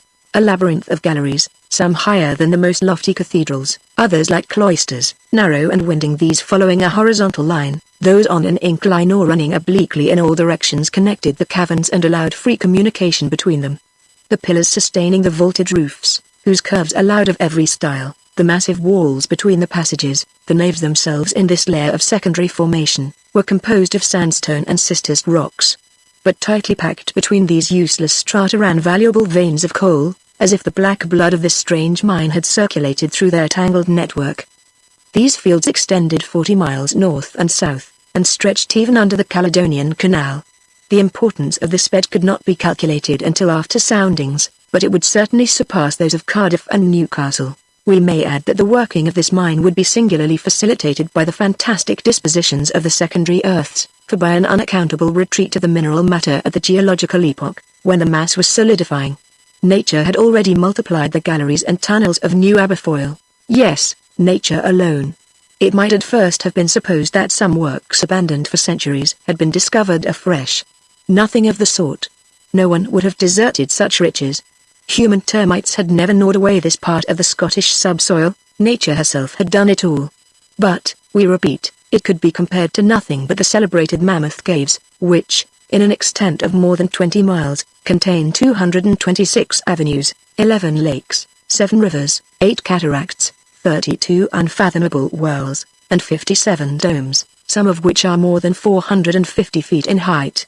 Like these caves, New Aberfoyle was not the work of men, but the work of the Creator. Such was this new domain, of matchless wealth, the discovery of which belonged entirely to the old overman. 10 years' sojourn in the deserted mine, an uncommon pertinacity in research, perfect faith, sustained by a marvelous mining instinct, all these qualities together led him to succeed where so many others had failed. Why had the soundings made under the direction of James Starr during the last years of the working stopped just at that limit, on the very frontier of the new mine? That was all chance, which takes great part in researches of this kind. However that might be, there was, under the Scottish subsoil, what might be called a subterranean county, which, to be habitable, needed only the rays of the sun, or, for want of that, the light of a special planet. Water had collected in various hollows, forming vast ponds, or rather lakes larger than Loch Katrine, lying just above them. Of course the waters of these lakes had no movement of currents or tides, no old castle was reflected there, no birch or oak trees waved on their banks. And yet these deep lakes, whose mirror-like surface was never ruffled by a breeze, would not be without charm by the light of some electric star, and, connected by a string of canals, would well complete the geography of this strange domain. Although unfit for any vegetable production, the place could be inhabited by a whole population. And who knows but that in this steady temperature, in the depths of the mines of Aberfoyle, as well as in those of Newcastle, Alloa, or Cardiff, when their contents shall have been exhausted, who knows but that the poorer classes of Great Britain will some day find a refuge. Chapter 8 Exploring. At Harry's call, James Starr, Madge, and Simon Ford entered through the narrow orifice which put the Dockart pit in communication with the new mine. They found themselves at the beginning of a tolerably wide gallery. One might well believe that it had been pierced by the hand of man, that the pick and mattock had emptied it in the working of a new vein. The explorers questioned whether, by a strange chance, they had not been transported into some ancient mine, of the existence of which even the oldest miners in the county had ever known. No. It was merely that the geological layers had left this passage when the secondary Earths were in course of formation. Perhaps some torrent had formerly dashed through it, but now it was as dry as if it had been cut some 1,000 feet lower, through granite rocks. At the same time, the air circulated freely, which showed that certain natural vents placed it in communication with the exterior atmosphere. This observation, made by the engineer, was correct, and it was evident that the ventilation of the new mine would be easily managed. As to the fire damp which had lately filtered through the schist, it seemed to have been contained in a pocket now empty, and it was certain that the atmosphere of the gallery was quite free from it. However, Harry prudently carried only the safety lamp, which would ensure light for 12 hours. James Starr and his companions now felt perfectly happy. All their wishes were satisfied. There was nothing but coal around them. A sort of emotion kept them silent. Even Simon Ford restrained himself. His joy overflowed, not in long phrases, but in short ejaculations. It was perhaps imprudent to venture so far into the crypt. Pooh! They never thought of how they were to get back. The gallery was practicable, not very winding. They met with no noxious exhalations, nor did any chasm bar the path. There was no reason for stopping for a whole hour. James Starr, Madge, Harry, and Simon Ford walked on, though there was nothing to show them what was the exact direction of this unknown tunnel, and they would no doubt have gone farther still, if they had not suddenly come to the end of the wide road which they had followed since their entrance into the mine. The gallery ended in an enormous cavern, neither the height nor depth of which could be calculated. At what altitude arched the roof of this excavation? At what distance was its opposite wall? The darkness totally concealed, but by the light of a lamp the explorers could discover that its dome covered a vast extent of still water pond or lake whose picturesque rocky banks were lost in obscurity. "Halt!" exclaimed Ford, stopping suddenly. "Another step, and perhaps we shall fall into some fathomless pit. Let us rest a while, then, my friends," returned the engineer. "Besides, we ought to be thinking of returning to the cottage. Our lamp will give light for another 10 hours, sir," said Harry. "Well, let us make a halt," replied Starr. "I confess my legs have need of a rest." "And you, Madge, don't you feel tired after so long a walk?" "Not overmuch, Mr. Starr," replied the sturdy Scotchwoman. "We have been accustomed to explore the old Aberfoyle mine for whole days together." "Tired? Nonsense," interrupted Simon Ford. "Madge could go 10 times as far, if necessary." "But once more, Mr. Starr, wasn't my communication worth your trouble in coming to hear it?" "Just dare to say no, Mr. Starr, dare to say no." "Well, my old friend, I haven't felt so happy for a long while," replied the engineer. "The small part of this marvelous mine that we have explored seems to show that its extent is very considerable, at least in length, in width and in depth, too, Mr. Starr," returned Simon Ford. "That we shall know later, and I can answer for it. Trust to the instinct of an old miner. It has never deceived me. I wish to believe you, Simon," replied the engineer, smiling. "As far as I can judge from this short exploration, we possess the elements of a working which will last for centuries." "Centuries!" exclaimed Simon Ford. "I believe you, sir. 1,000 years and more will pass before the last bit of coal is taken out of our new mine. Heaven grant it," returned Starr. "As to the quality of the coal which crops out of these walls, superb, Mr. Starr, superb," answered Ford. "Just look at it yourself." And so saying, with his pick he struck off a fragment of the black rock. "Look! Look!" he repeated, holding it close to his lamp. "The surface of this piece of coal is shining. We have here fat coal, rich in bituminous matter, and see how it comes in pieces, almost without dust. Ah, Mr. Starr, 20 years ago this seam would have entered into a strong competition with Swansea and Cardiff. Well, stokers will quarrel for it still, and if it costs little to extract it from the mine, it will not sell at a less price outside." "Indeed," said Madge, who had taken the fragment of coal and was examining it with the air of a connoisseur. "That's good quality of coal. Carry it home, Simon, carry it back to the cottage. I want this first piece of coal to burn under our kettle." "Well said, wife," answered the old overman, "and you shall see that I am not mistaken." "Mr. Starr," asked Harry, "have you any idea of the probable direction of this long passage which we have been following since our entrance into the new mine?" "No, my lad," replied the engineer. "With a compass I could perhaps find out its general bearing, but without a compass I am here like a sailor in open sea, in the midst of fogs, when there is no sun by which to calculate his position." "No doubt, Mr. Starr," replied Ford, "but pray don't compare our position with that of the sailor, who has everywhere and always an abyss under his feet." We are on firm ground here, and need never be afraid of foundering. I won't tease you, then, old Simon, answered James Starr. Far be it from me even in jest to depreciate the new Aberfoyle mine by an unjust comparison.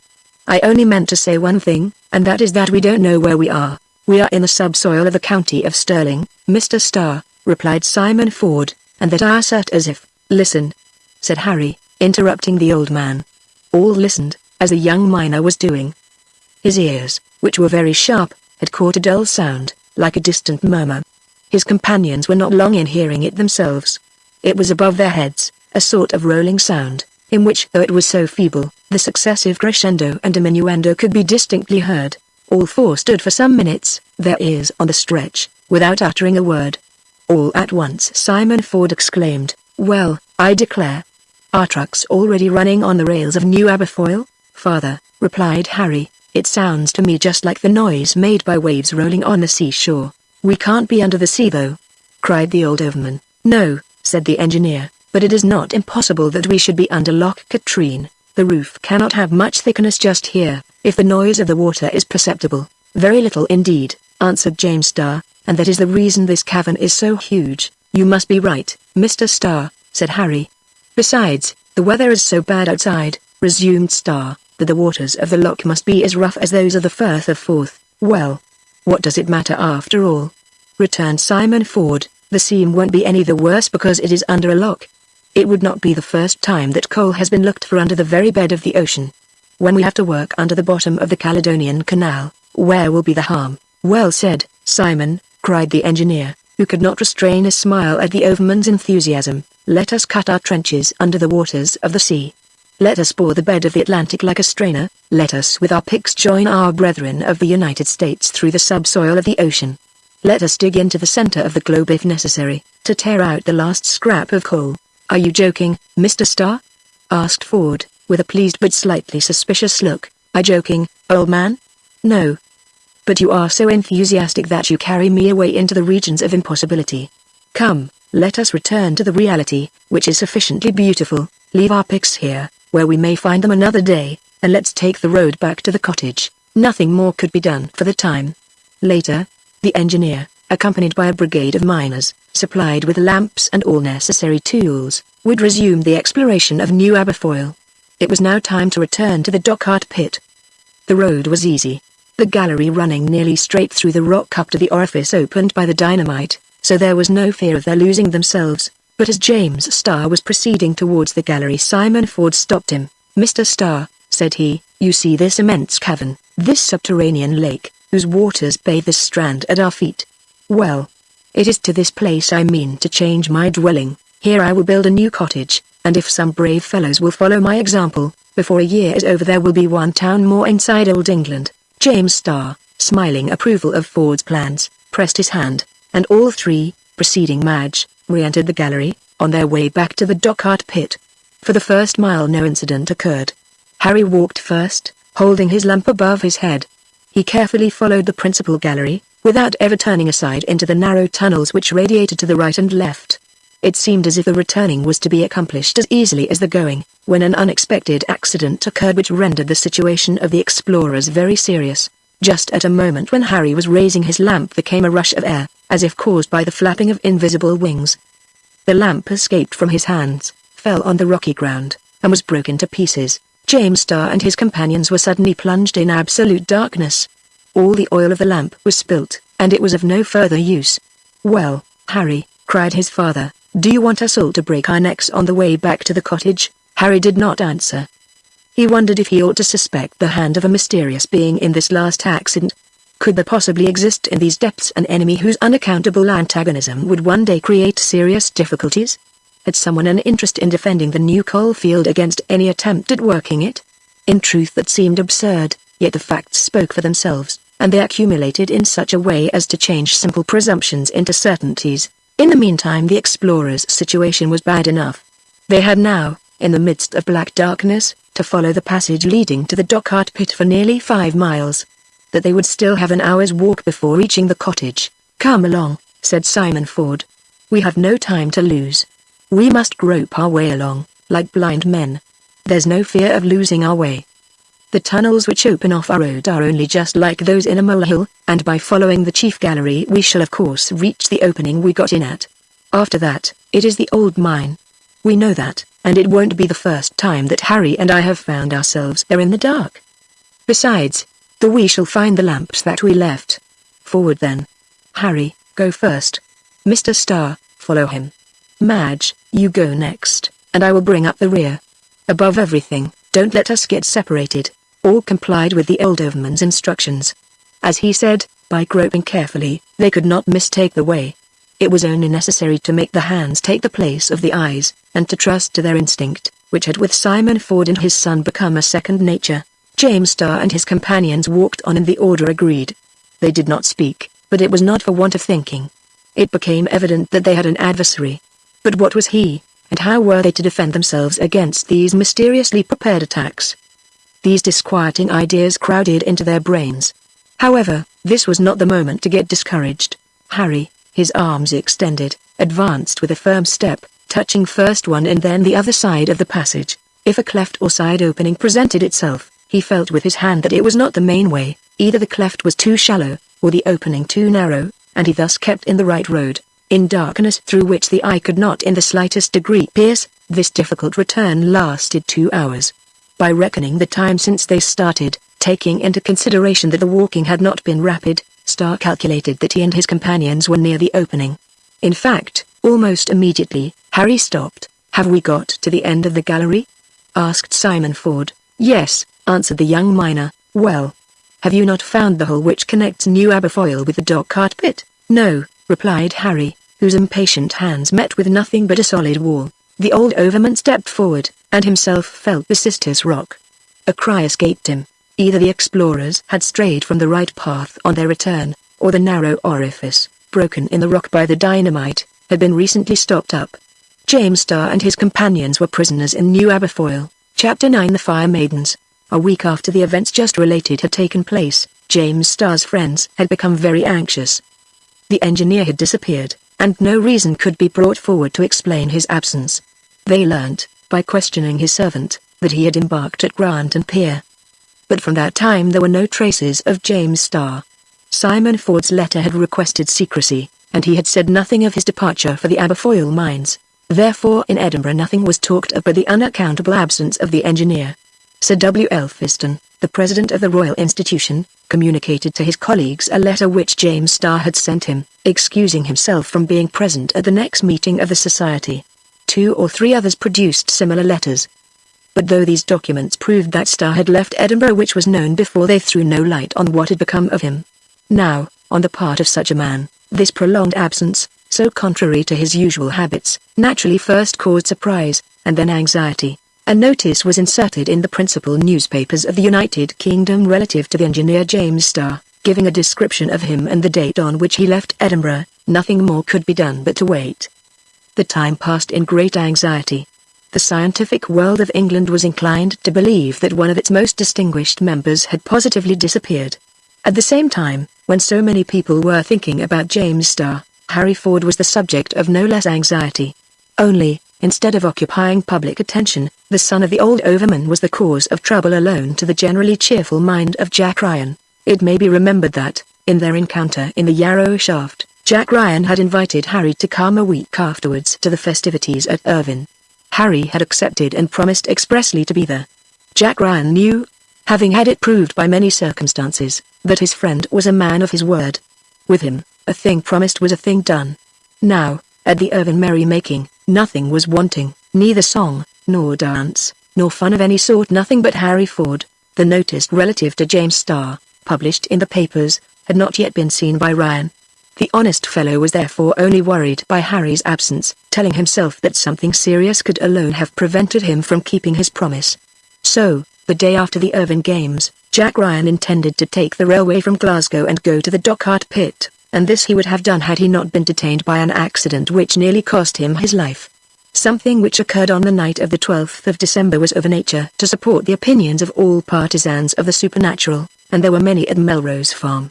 Irvine, a little seaport of Renfrew, containing nearly 7,000 inhabitants, lies in a sharp bend made by the Scottish coast, near the mouth of the Firth of Clyde. The most ancient and the most famed ruins on this part of the coast were those of this castle of Robert Stewart, which bore the name of Dundonald Castle. At this period Dundonald Castle, a refuge for all the stray goblins of the country, was completely deserted. It stood on the top of a high rock, 2 miles from the town, and was seldom visited.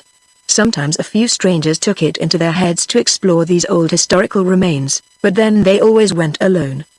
The inhabitants of Irvine would not have taken them there at any price. Indeed, several legends were based on the story of certain fire maidens, who haunted the old castle. The most superstitious declared they had seen these fantastic creatures with their own eyes. Jack Ryan was naturally one of them.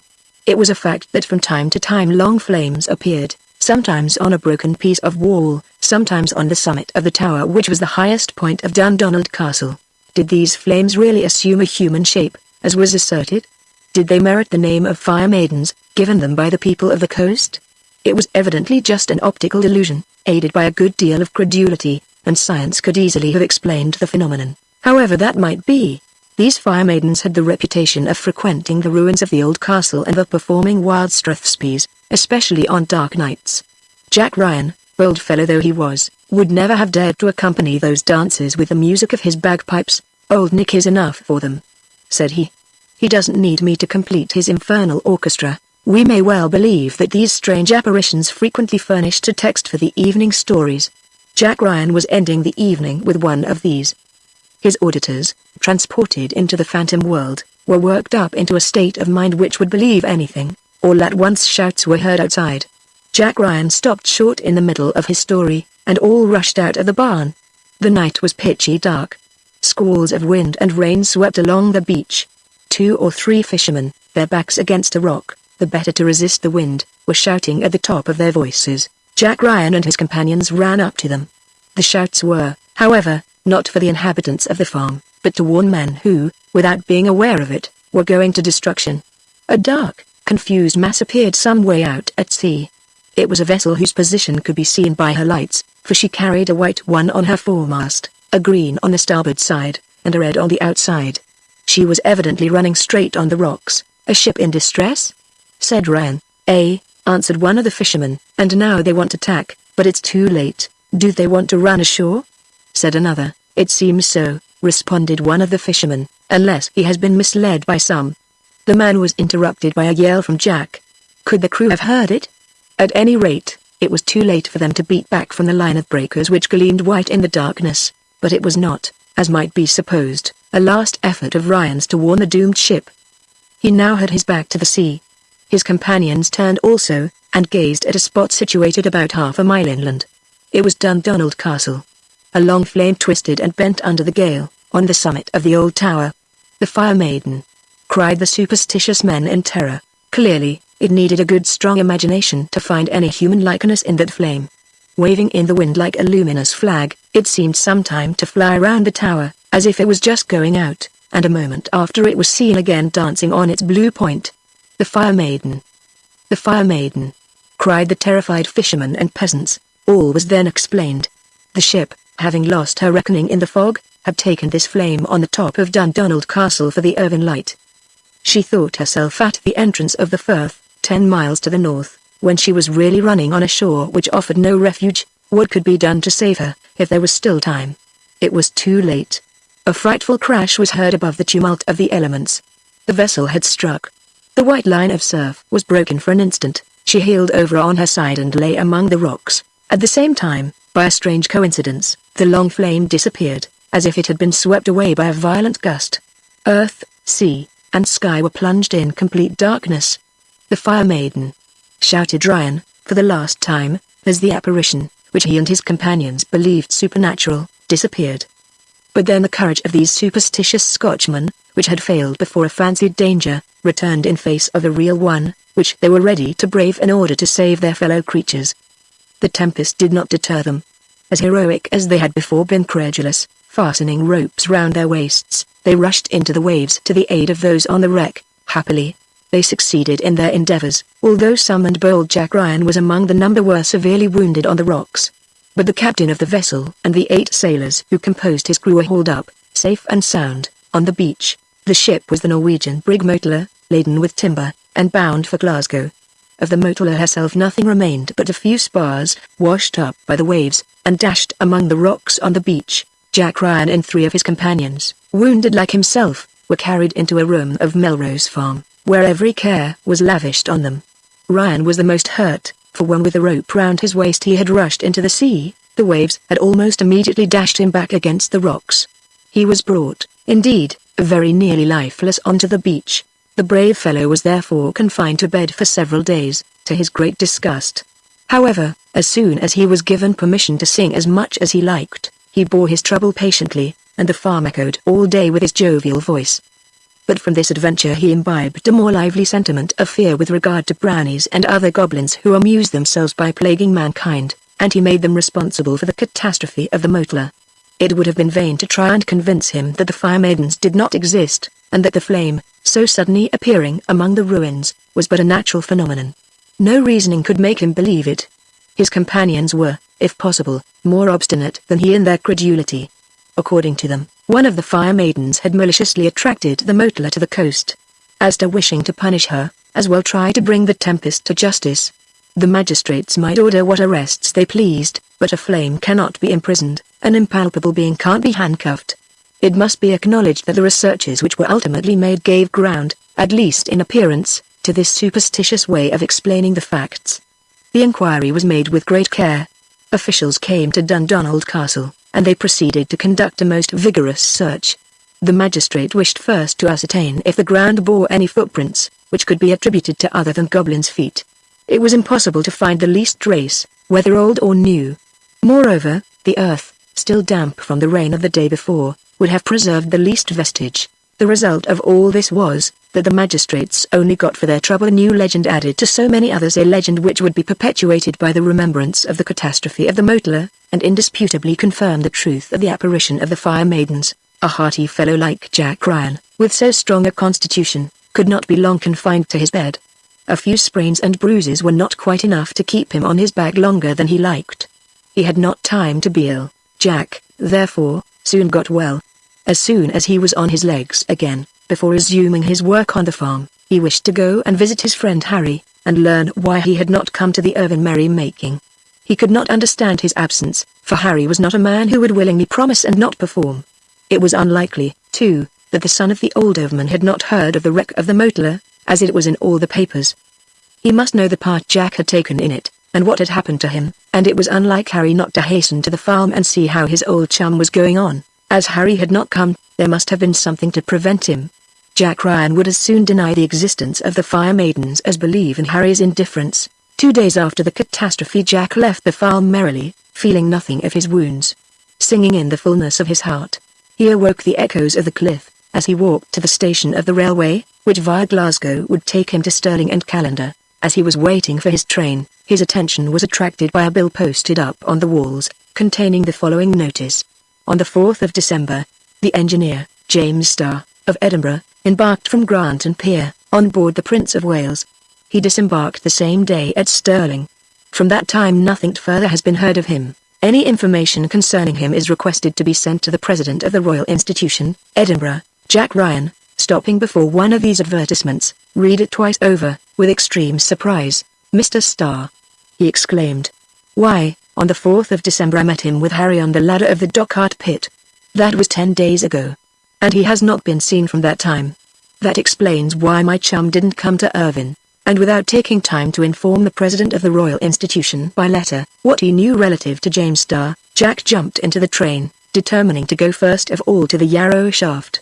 There he would descend to the depths of the pit, if necessary, to find Harry, and with him was sure to be the engineer James Starr. "They haven't turned up again," said he to himself. "Why? Has anything prevented them? Could any work of importance keep them still at the bottom of the mine? I must find out." And Ryan, hastening his steps, arrived in less than an hour at the Yarrow shaft. Externally nothing was changed. The same silence around. Not a living creature was moving in that desert region. Jack entered the ruined shed which covered the opening of the shaft. He gazed down into the dark abyss. Nothing was to be seen. He listened. Nothing was to be heard. "And my lamp?" he exclaimed. "Suppose it isn't in its place." The lamp which Ryan used when he visited the pit was usually deposited in a corner, near the landing of the topmost ladder. It had disappeared. "Here is a nuisance," said Jack, beginning to feel rather uneasy. Then, without hesitating, superstitious though he was, "I will go," said he, "though it's as dark down there as in the lowest depths of the infernal regions." And he began to descend the long flight of ladders, which led down the gloomy shaft. Jack Ryan had not forgotten his old mining habits, and he was well acquainted with the Dockart pit, or he would scarcely have dared to venture thus. He went very carefully, however. His foot tried each round, as some of them were worm-eaten. A false step would entail a deadly fall, through this space of 1,500 feet. He counted each landing as he passed it, knowing that he could not reach the bottom of the shaft until he had left the 30th. Once there, he would have no trouble, so he thought, in finding the cottage, built, as we have said, at the extremity of the principal passage. Jack Ryan went on thus until he got to the 26th landing, and consequently had 200 feet between him and the bottom. Here he put down his leg to feel for the first rung of the 27th ladder. But his foot swinging in space found nothing to rest on. He knelt down and felt about with his hand for the top of the ladder. It was in vain. Old Nick himself must have been down this way, said Jack, not without a slight feeling of terror. He stood considering for some time, with folded arms, and longing to be able to pierce the impenetrable darkness. Then it occurred to him that if he could not get down, neither could the inhabitants of the mine get up. There was now no communication between the depths of the pit and the upper regions. If the removal of the lower ladders of the Yarrow shaft had been effected since his last visit to the cottage, what had become of Simon Ford, his wife, his son, and the engineer? The prolonged absence of James Starr proved that he had not left the pit since the day Ryan met with him in the shaft. How had the cottage been provisioned since then?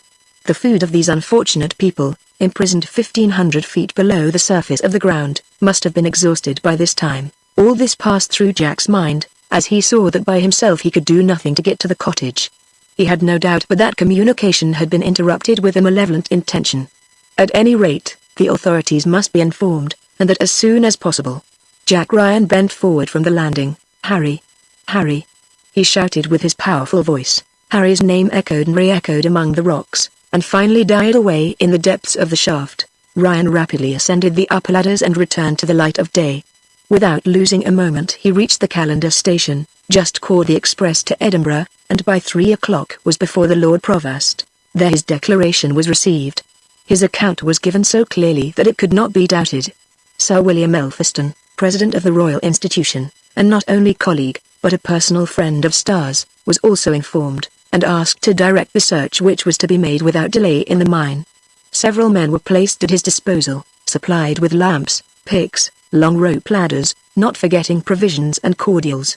Then guided by Jack Ryan, the party set out for the Aberfoyle mines. The same evening the expedition arrived at the opening of the Yarrow shaft, and descended to the 27th landing, at which Jack Ryan had been stopped a few hours previously. The lamps, fastened to long ropes, were lower down the shaft, and it was thus ascertained that the 4 last ladders were wanting. As soon as the lamps had been brought up, the men fixed to the landing a rope ladder, which unrolled itself down the shaft, and all descended one after the other. Jack Ryan's descent was the most difficult, for he went first down the swinging ladders, and fastened them for the others. The space at the bottom of the shaft was completely deserted, but Sir William was much surprised at hearing Jack Ryan exclaim, "Here are bits of the ladders, and some of them half burnt." "Burnt?" repeated Sir William. "Indeed, here sure enough are cinders which have evidently been cold a long time." "Do you think, sir," asked Ryan, "that Mr. Starr could have had any reason for burning the ladders, and thus breaking of communication with the world?" "Certainly not," answered Sir William Elphiston, who had become very thoughtful. "Come, my lad, lead us to the cottage. There we shall ascertain the truth." Jack Ryan shook his head, as if not at all convinced. Then, taking a lamp from the hands of one of the men, he proceeded with a rapid step along the principal passage of the Dockart pit. The others all followed him. In a quarter of an hour the party arrived at the excavation in which stood Simon Ford's cottage. There was no light in the window. Ryan darted to the door, and threw it open. The house was empty. They examined all the rooms in the somber habitation. No trace of violence was to be found.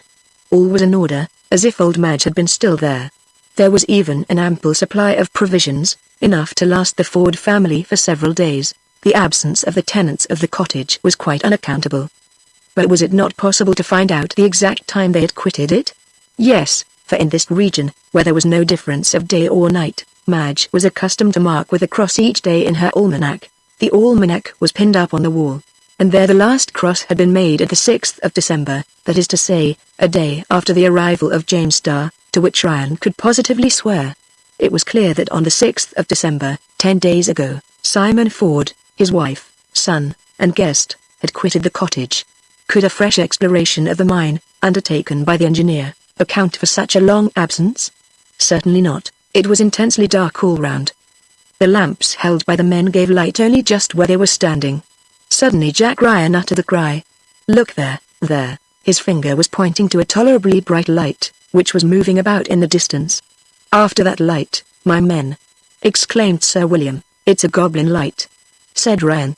"So what's the use? We shall never catch it." The president and his men, little given to superstition, darted off in the direction of the moving light. Jack Ryan, bravely following their example, quickly overtook the headmost of the party. It was a long and fatiguing chase. The lantern seemed to be carried by a being of small size, but singular agility. Every now and then it disappeared behind some pillar, then was seen again at the end of a cross gallery. A sharp turn would place it out of sight, and it seemed to have completely disappeared, when all at once there would be the light as bright as ever. However, they gained very little on it, and Ryan's belief that they could never catch it seemed far from groundless. After an hour of this vain pursuit, Sir William Elphiston and his companions had gone a long way in the southwest direction of the pit, and began to think they really had to do with an impalpable being. Just then it seemed as if the distance between the goblin and those who were pursuing it was becoming less. Could it be fatigued, or did this invisible being wish to entice Sir William and his companions to the place where the inhabitants of the cottage had perhaps themselves been enticed? It was hard to say. The men, seeing that the distance lessened, redoubled their efforts. The light which had before burnt at a distance of more than 200 feet before them was now seen at less than 50. The space continued to diminish. The bearer of the lamp became partially visible. Sometimes, when it turned its head, the indistinct profile of a human face could be made out, and unless a sprite could assume bodily shape, Jack Ryan was obliged to confess that here was no supernatural being.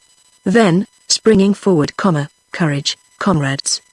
he exclaimed, "it is getting tired. We shall soon catch it up now, and if it can talk as well as it can run we shall hear a fine story." But the pursuit had suddenly become more difficult. They were in unknown regions of the mine, narrow passages crossed each other like the windings of a labyrinth. The bearer of the lamp might escape them as easily as possible, by just extinguishing the light and retreating into some dark refuge, and indeed, thought Sir William, if it wishes to avoid us, why does it not do so? Hitherto there had evidently been no intention to avoid them, but just as the thought crossed Sir William's mind the light suddenly disappeared, and the party, continuing the pursuit, found themselves before an extremely narrow natural opening in the schistous rocks. To trim their lamps, spring forward, and dart through the opening, was for Sir William and his party but the work of an instant. But before they had gone 100 paces along this new gallery, much wider and loftier than the former, they all stopped short. There, near the wall, lay 4 bodies, stretched on the ground, 4 corpses, perhaps. "James Starr!" exclaimed Sir William Elphiston. "Harry! Harry!" cried Ryan, throwing himself down beside his friend. It was indeed the engineer, Madge, Simon, and Harry Ford who were lying there motionless. But one of the bodies moved slightly, and Madge's voice was heard faintly murmuring, "See to the others. Help them first." Sir William, Jack, and their companions endeavored to reanimate the engineer and his friends by getting them to swallow a few drops of brandy. They very soon succeeded. The unfortunate people, shut up in that dark cavern for 10 days, were dying of starvation. They must have perished had they not on 3 occasions found a loaf of bread and a jug of water set near them. No doubt the charitable being to whom they owed their lives was unable to do more for them. Sir William wondered whether this might not have been the work of the strange sprite who had allured them to the very spot where James Starr and his companions lay. However that might be, the engineer, Madge, Simon, and Harry Ford were saved. They were assisted to the cottage, passing through the narrow opening which the bearer of the strange light had apparently wished to point out to Sir William. This was a natural opening.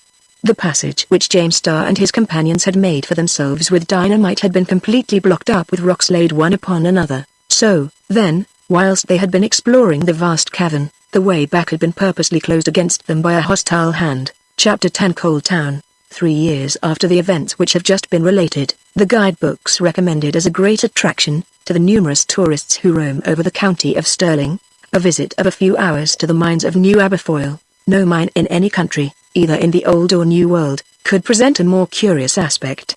To begin with, the visitor was transported without danger or fatigue to a level with the workings, at 1,500 feet below the surface of the ground. 7 miles to the southwest of Calendar opened a slanting tunnel, adorned with a castellated entrance, turrets and battlements. This lofty tunnel gently sloped straight to the stupendous crypt, hollowed out so strangely in the bowels of the earth, a double line of railway, the wagons being moved by hydraulic power, plied from hour to hour to and from the village thus buried in the subsoil of the county, and which bore the rather ambitious title of Coal Town. Arrived in Coal Town, the visitor found himself in a place where electricity played a principal part as an agent of heat and light. Although the ventilation shafts were numerous, they were not sufficient to admit much daylight into New Aberfoyle, yet it had abundance of light. This was shed from numbers of electric discs, some suspended from the vaulted roofs, others hanging on the natural pillars. All, whether suns or stars in size, were fed by continuous currents produced from electromagnetic machines. When the hour of rest arrived, an artificial night was easily produced all over the mine by disconnecting the wires. Below the dome lay a lake of an extent to be compared to the Dead Sea of the Mammoth Caves, a deep lake whose transparent waters swarmed with eyeless fish, and to which the engineer gave the name of Loch Malcolm. There, in this immense natural excavation, Simon Ford built his new cottage, which he would not have exchanged for the finest house in Prince's Street, Edinburgh. This dwelling was situated on the shores of the loch, and its 5 windows looked out on the dark waters, which extended further than the eye could see. 2 months later a second habitation was erected in the neighborhood of Simon Ford's cottage. This was for James Starr. The engineer had given himself body and soul to New Aberfoyle, and nothing but the most imperative necessity ever caused him to leave the pit. There, then, he lived in the midst of his mining world. On the discovery of the new field, all the old colliers had hastened to leave the plough and harrow, and resume the pick and mattock. Attracted by the certainty that work would never fail, allured by the high wages which the prosperity of the mine enabled the company to offer for labor, they deserted the open air for an underground life, and took up their abode in the mines. The miners' houses, built of brick, soon grew up in a picturesque fashion, some on the banks of Loch Malcolm, others under the arches which seemed made to resist the weight that pressed upon them, like the piers of a bridge. So was founded Coal Town, situated under the eastern point of Loch Katrine, to the north of the county of Stirling. It was a regular settlement on the banks of Loch Malcolm. A chapel, dedicated to St. Giles, overlooked it from the top of a huge rock, whose foot was laved by the waters of the subterranean sea. When this underground town was lighted up by the bright rays thrown from the discs, hung from the pillars and arches, its aspect was so strange, so fantastic, that it justified the praise of the guidebooks, and visitors flocked to see it. It is needless to say that the inhabitants of Coal Town were proud of their place. They rarely left their labouring village in that imitating Simon Ford, who never wished to go out again. The old overman maintained that it always rained up there, and, considering the climate of the United Kingdom, it must be acknowledged that he was not far wrong. All the families in New Aberfoyle prospered well, having in 3 years obtained a certain competency which they could never have hoped to attain on the surface of the county. Dozens of babies, who were born at the time when the works were resumed, had never yet breathed the outer air. This made Jack Ryan remark, "It's 18 months since they were weaned, and they have not yet seen daylight." It may be mentioned here, that one of the first to run at the engineer's call was Jack Ryan. The merry fellow had thought it his duty to return to his old trade. But though Melrose Farm had lost singer and piper, it must not be thought that Jack Ryan sang no more.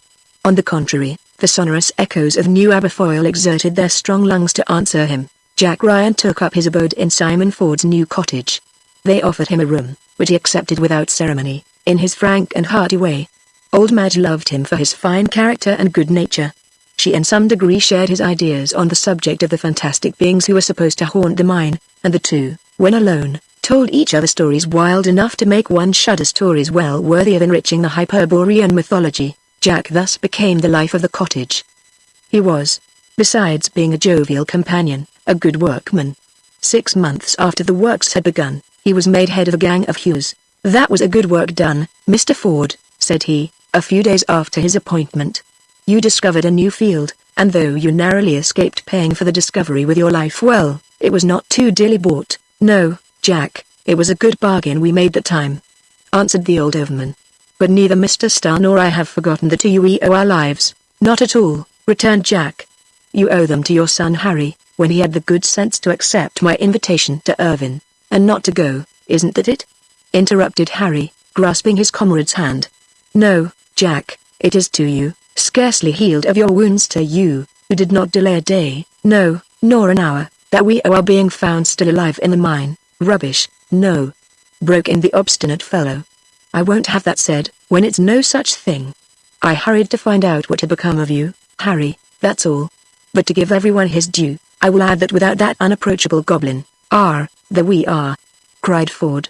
A goblin, a brownie, a fairy's child," repeated Jack Ryan, "a cousin of the Fire Maidens, an Urisk, whatever you like. It's not the less certain that without it we should never have found our way into the gallery, from which you could not get out." "No doubt, Jack," answered Harry. "It remains to be seen whether this being was as supernatural as you choose to believe." "Supernatural?" exclaimed Ryan. "But it was as supernatural as a will-o'-the-wisp, who may be seen skipping along with his lantern in his hand. You may try to catch him, but he escapes like a fairy, and vanishes like a shadow. Don't be uneasy, Harry, we shall see it again some day or other." "Well, Jack," said Simon Ford, "will-o'-the-wisp or not, we shall try to find it, and you must help us. You'll get into a scrap if you don't take care, Mr. Ford," responded Jack Ryan. "We'll see about that, Jack." We may easily imagine how soon this domain of New Aberfoyle became familiar to all the members of the Ford family, but more particularly to Harry. He learnt to know all its most secret ins and outs. He could even say what point of the surface corresponded with what point of the mine. He knew that above this seam lay the Firth of Clyde, that there extended Loch Lomond and Loch Katrine. Those columns supported a spur of the Grampian Mountains. This vault served as a basement to Dumbarton. Above this large pond passed the Balloch Railway. Here ended the Scottish coast. There began the sea, the tumult of which could be distinctly heard during the equinoctial gales. Harry would have been a first-rate guide to these natural catacombs, and all that alpine guides do on their snowy peaks in daylight he could have done in the dark mine by the wonderful power of instinct. He loved New Aberfoyle. Many times, with his lamp stuck in his hat, did he penetrate its furthest depths. He explored its ponds in a skillfully managed canoe. He even went shooting, for numerous birds had been introduced into the crypt: pintails, snipes, ducks, who fed on the fish which swarmed in the deep waters.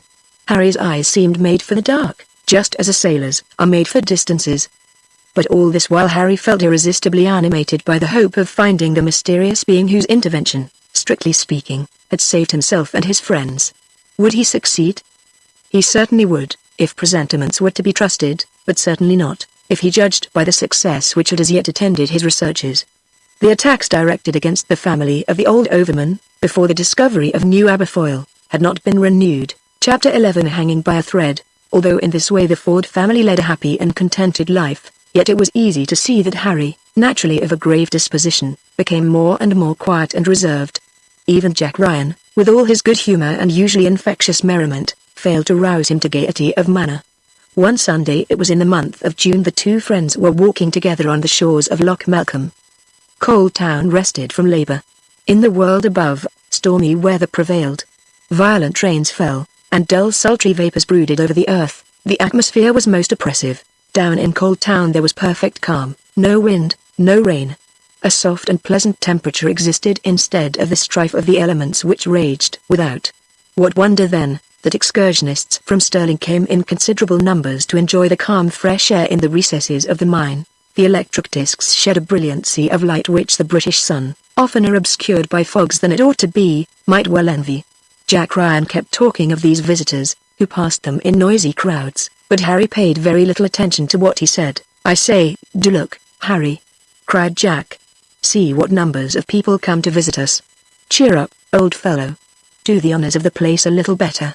If you look so glum, you'll make all these outside folks think you envy their life above ground." "Never mind me, Jack," answered Harry. "You are jolly enough for two, I'm sure." "That's enough. I'll be hanged if I don't feel your melancholy creeping over me though," exclaimed Jack. "I declare my eyes are getting quite dull, my lips are drawn together, my laugh sticks in my throat, I'm forgetting all my songs. Come, man, what's the matter with you? You know well enough, Jack." "What? The old story?" "Yes, the same thoughts haunt me." "Ah, poor fellow," said Jack, shrugging his shoulders. "If you would only do like me, and set all the queer things down to the account of the goblins of the mine, you would be easier in your mind. But, Jack, You know very well that these goblins exist only in your imagination, and that, since the works here have been reopened, not a single one has been seen. That's true, Harry, but if no spirits have been seen, neither has anyone else to whom you can attribute the extraordinary doings we want to account for. I shall discover them. Ah, Harry. Harry. It's not so easy to catch the spirits of New Aberfoyle. I shall find out the spirits as you call them, said Harry, in a tone of firm conviction. Do you expect to be able to punish them? Both punish and reward. Remember, if one hand shut us up in that passage, another hand delivered us. I shall not soon forget that, but, Harry, how can we be sure that these two hands do not belong to the same body? What can put such a notion in your head, Jack? Asked Harry. Well, I don't know. Creatures that live in these holes, Harry, don't you see? They can't be made like us, eh? But they are just like us, Jack. Oh, no. Don't say that, Harry. Perhaps some madman managed to get in for a time. A madman. No madman would have formed such connected plans, or done such continued mischief as befell us after the breaking of the ladders. Well, but anyhow he has done no harm for the last 3 years, either to you, Harry, or any of your people. No matter, Jack, replied Harry, I am persuaded that this malignant being, whoever he is, has by no means given up his evil intentions. I can hardly say on what I found my convictions. But at any rate, for the sake of the new works, I must and will know who he is and whence he comes. For the sake of the new works, did you say? Asked Jack, considerably surprised. I said so, Jack, returned Harry. I may be mistaken, but, to me, all that has happened proves the existence of an interest in this mine in strong opposition to ours. Many a time have I considered the matter, I feel almost sure of it. Just consider the whole series of inexplicable circumstances, so singularly linked together. To begin with, the anonymous letter, contradictory to that of my father, at once proves that some man had become aware of our projects, and wished to prevent their accomplishment. Mr. Starr comes to see us at the Dockart pit. No sooner does he enter it with me than an immense stone is cast upon us, and communication is interrupted by the breaking of the ladders in the Yarrow shaft. We commence exploring. An experiment, by which the existence of a new vein would be proved, is rendered impossible by stoppage of fissures. Notwithstanding this, the examination is carried out, the vein discovered. We return as we came, a prodigious gust of air meets us, our lamp is broken, utter darkness surrounds us. Nevertheless, we make our way along the gloomy passage until, on reaching the entrance, we find it blocked up. There we were imprisoned. Now, Jack, don't you see in all these things a malicious intention? Yes, believe me, some being hitherto invisible, but not supernatural, as you will persist in thinking, was concealed in the mine. For some reason, known only to himself, he strove to keep us out of it. Was there, did I say? I feel an inward conviction that he is there still, and probably prepares some terrible disaster for us. Even at the risk of my life, Jack, I am resolved to discover him. Harry spoke with an earnestness which strongly impressed his companion. Well, Harry, said he, if I am forced to agree with you in certain points, won't you admit that some kind fairy or brownie, by bringing bread and water to you, was the means of— Jack, my friend, interrupted Harry, it is my belief that the friendly person, whom you will persist in calling a spirit, exists in the mine as certainly as the criminal we speak of, and I mean to seek them both in the most distant recesses of the mine. But, inquired Jack, have you any possible clue to guide your search? Perhaps I have. Listen to me. 5 miles west of New Aberfoyle, under the solid rock which supports Ben Lomond, there exists a natural shaft which descends perpendicularly into the vein beneath. A week ago I went to ascertain the depth of this shaft. While sounding it, and bending over the opening as my plumb line went down, it seemed to me that the air within was agitated, as though beaten by huge wings. Some bird must have got lost among the lower galleries, replied Jack. But that is not all, Jack. This very morning I went back to the place, and, listening attentively, I thought I could detect a sound like a sort of groaning. Cried Jack, that must be nonsense, it was a current of air unless indeed some ghost. I shall know tomorrow what it was, said Harry. Tomorrow? Answered Jack, looking at his friend. Yes, tomorrow I am going down into that abyss, Harry. That will be a tempting of Providence. No, Jack. Providence will aid me in the attempt. Tomorrow, you and some of our comrades will go with me to that shaft. I will fasten myself to a long rope, by which you can let me down, and draw me up at a given signal. I may depend upon you, Jack. Well, Harry, said Jack, shaking his head, I will do as you wish me. but I tell you all the same, you are very wrong. Nothing venture nothing win, said Harry, in a tone of decision. Tomorrow morning, then, at 6 o'clock. Be silent, and farewell. It must be admitted that Jack Ryan's fears were far from groundless. Harry would expose himself to very great danger, supposing the enemy he sought for lay concealed at the bottom of the pit into which he was going to descend. It did not seem likely that such was the case, however. Why in the world, repeated Jack Ryan, should he take all this trouble to account for a set of facts so very easily and simply explained by the supernatural intervention of the spirits of the mine? But, notwithstanding his objections to the scheme, Jack Ryan and 3 miners of his gang arrived next morning with Harry at the mouth of the opening of the suspicious shaft. Harry had not mentioned his intentions either to James Starr or to the old overman.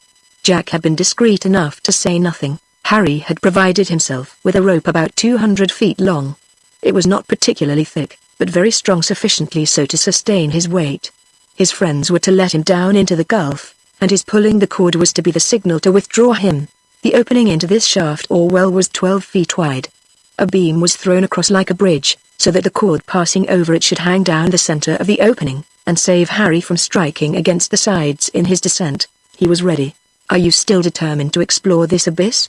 Whispered Jack Ryan. Yes, I am, Jack. The cord was fastened round Harry's thighs and under his arms, to keep him from rocking. Thus supported, he was free to use both his hands. A safety lamp hung at his belt, also a large, strong knife in a leather sheath. Harry advanced to the middle of the beam, around which the cord was passed. Then his friends began to let him down, and he slowly sank into the pit. As the rope caused him to swing gently round and round, the light of his lamp fell in turns on all points of the side walls, so that he was able to examine them carefully. These walls consisted of pit coal, and so smooth that it would be impossible to ascend them.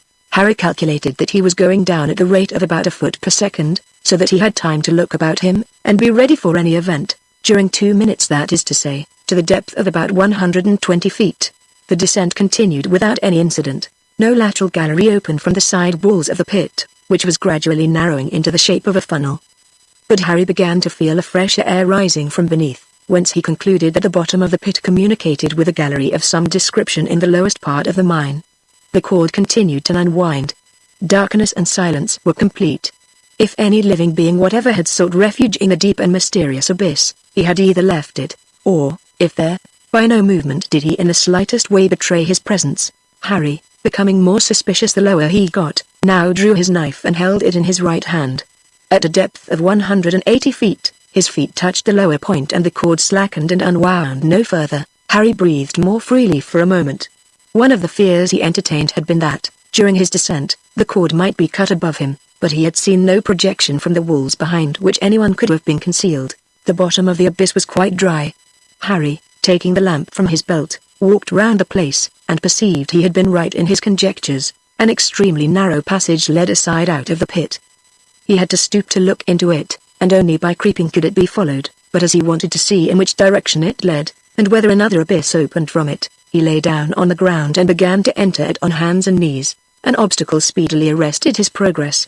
He fancied he could perceive by touching it, that a human body lay across the passage. A sudden thrill of horror and surprise made him hastily draw back, but he again advanced and felt more carefully. His senses had not deceived him. A body did indeed lie there, and he soon ascertained that, although icy cold at the extremities, there was some vital heat remaining.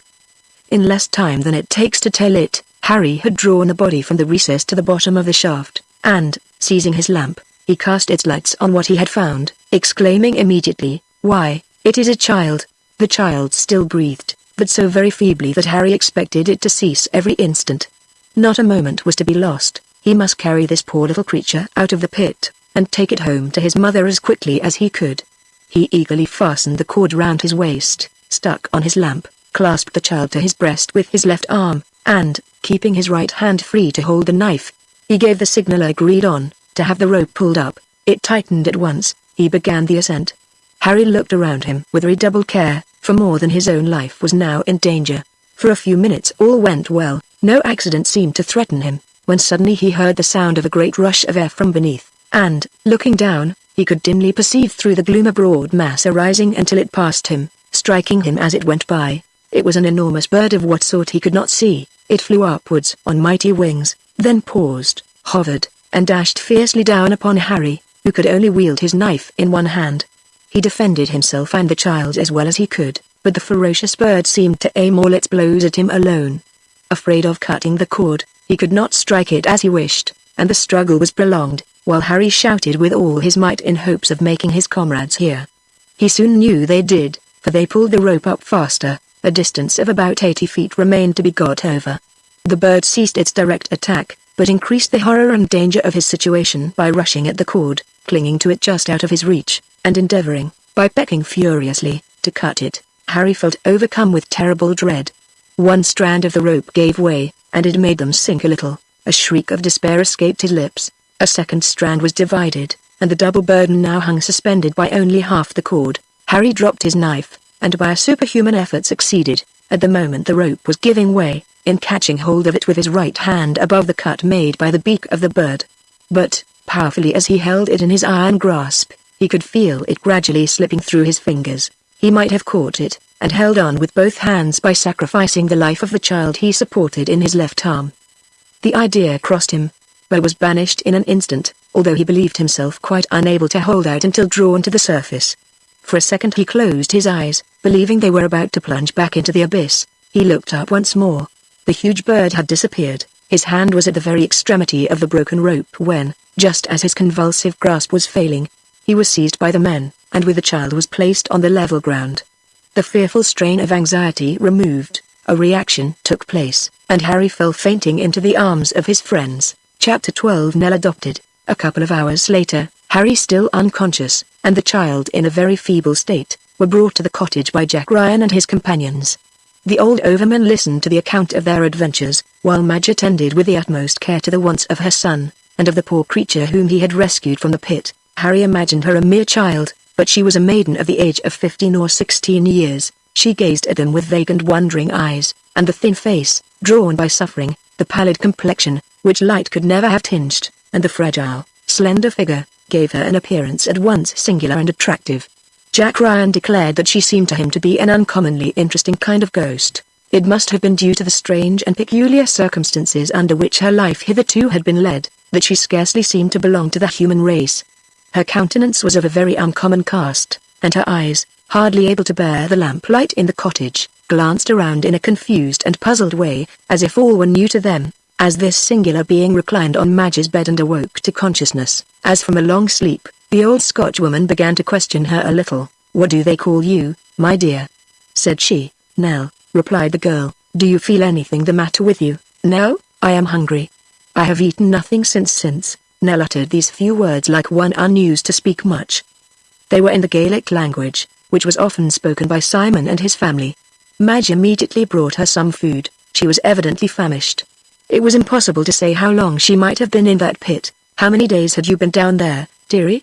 inquired Madge. Nell made no answer. She seemed not to understand the question. "How many days, do you think?" "Days?" repeated Nell, as though the word had no meaning for her, and she shook her head to signify entire want of comprehension. Madge took her hand, and stroked it caressingly. "How old are you, my lassie?" she asked, smiling kindly at her. Nell shook her head again. Yes, continued Madge. "How many years old?" "Years," replied Nell. She seemed to understand that word no better than days. Simon, Harry, Jack, and the rest, looked on with an air of mingled compassion, wonder, and sympathy. The state of this poor thing, clothed in a miserable garment of coarse woolen stuff, seemed to impress them painfully. Harry, more than all the rest, seemed attracted by the very peculiarity of this poor stranger. He drew near, took Nell's hand from his mother, and looked directly at her, while something like a smile curved her lip. "Nell," he said, "Nell. Away down there in the mine were you all alone?" "Alone.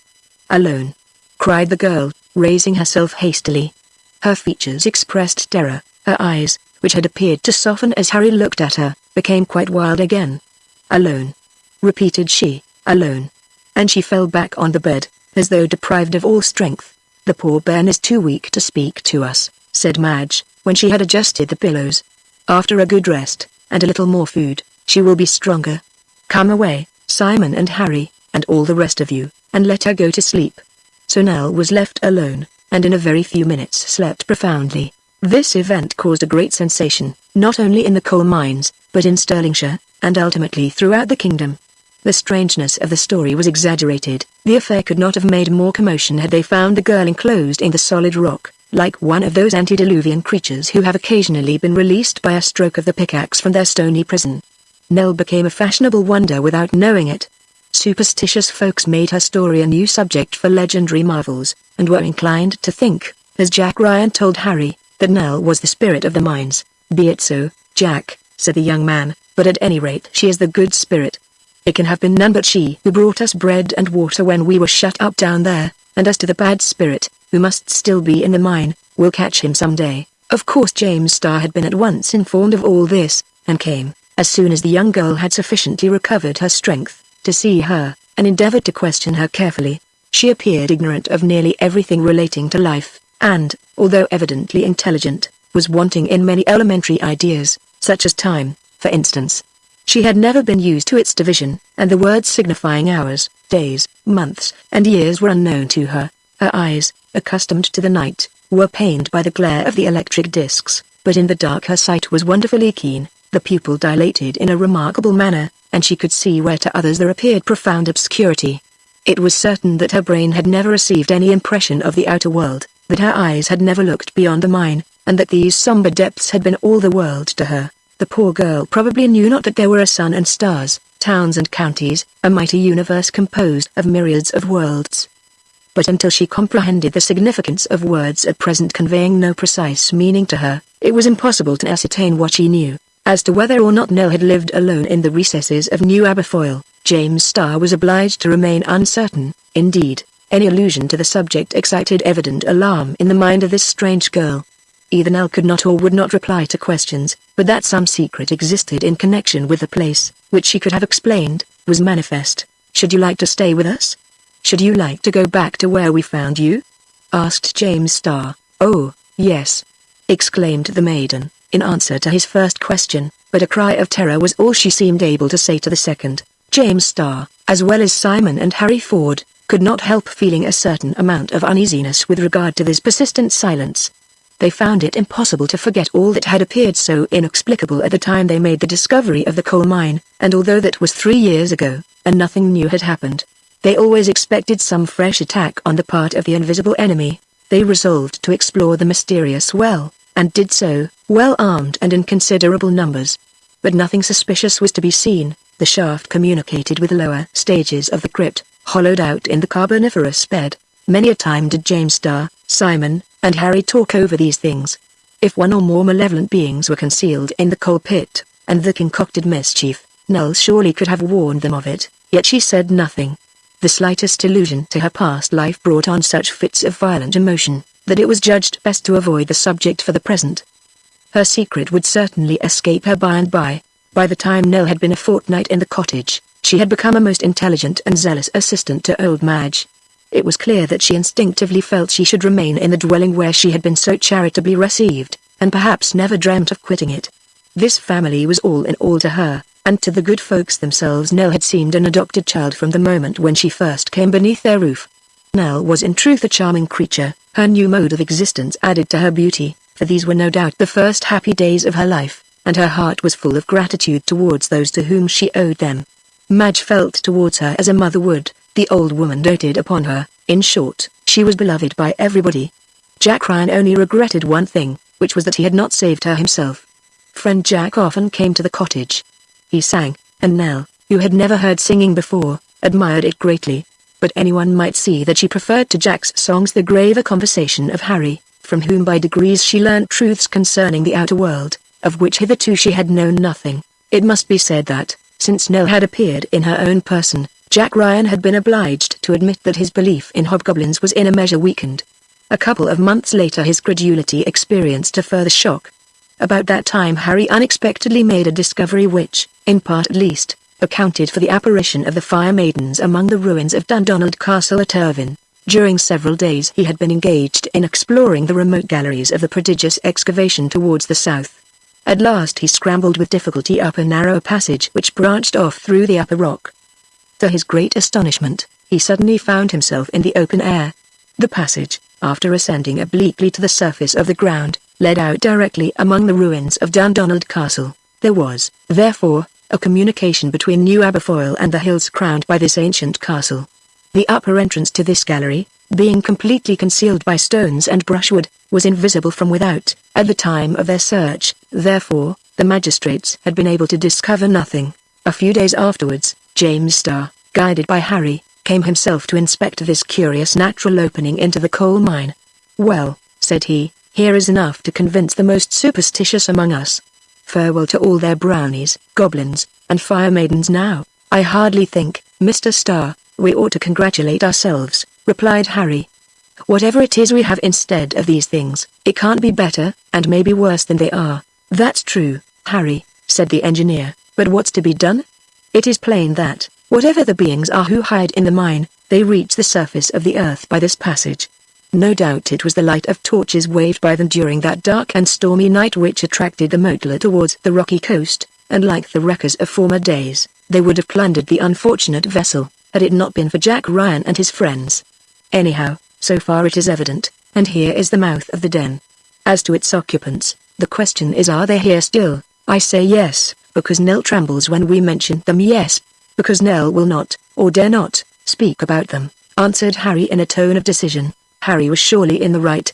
Had these mysterious denizens of the pit abandoned it, or ceased to visit the spot, what reason could the girl have had for keeping silence? James Starr could not rest till he had penetrated this mystery. He foresaw that the whole future of the new excavations must depend upon it. Renewed and strict precautions were therefore taken. The authorities were informed of the discovery of the entrance. Watchers were placed among the ruins of the castle. Harry himself lay hid for several nights in the thickets of brushwood which clothed the hillside. Nothing was discovered. No human being emerged from the opening. So most people came to the conclusion that the villains had been finally dislodged from the mine, and that, as to Nell, they must suppose her to be dead at the bottom of the shaft where they had left her. While it remained unworked, the mine had been a safe enough place of refuge, secure from all search or pursuit. But now, circumstances being altered, it became difficult to conceal this lurking place, and it might reasonably be hoped they were gone, and that nothing for the future was to be dreaded from them. James Starr, however, could not feel sure about it, neither could Harry be satisfied on the subject, often repeating, "Nell has clearly been mixed up with all this secret business. If she had nothing more to fear, why should she keep silence? It cannot be doubted that she is happy with us. She likes us all. She adores my mother.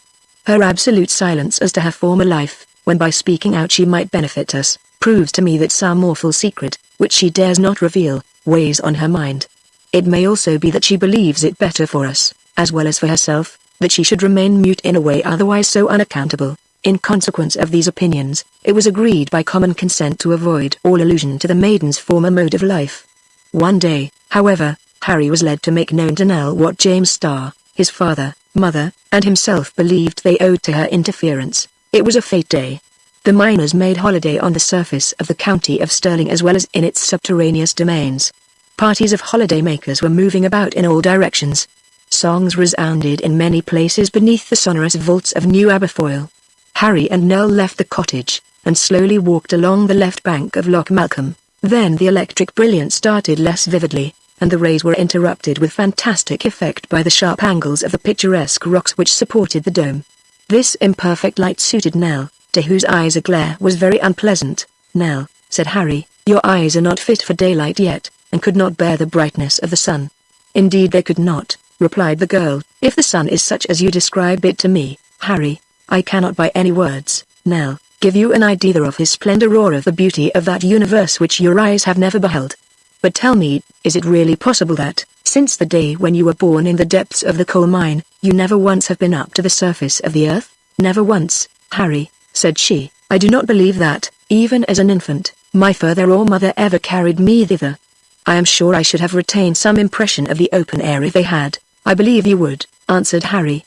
"Long ago, Nell, many children used to live all together in the mine. Communication was then difficult, and I have met with more than one young person, quite as ignorant as you are of things above ground.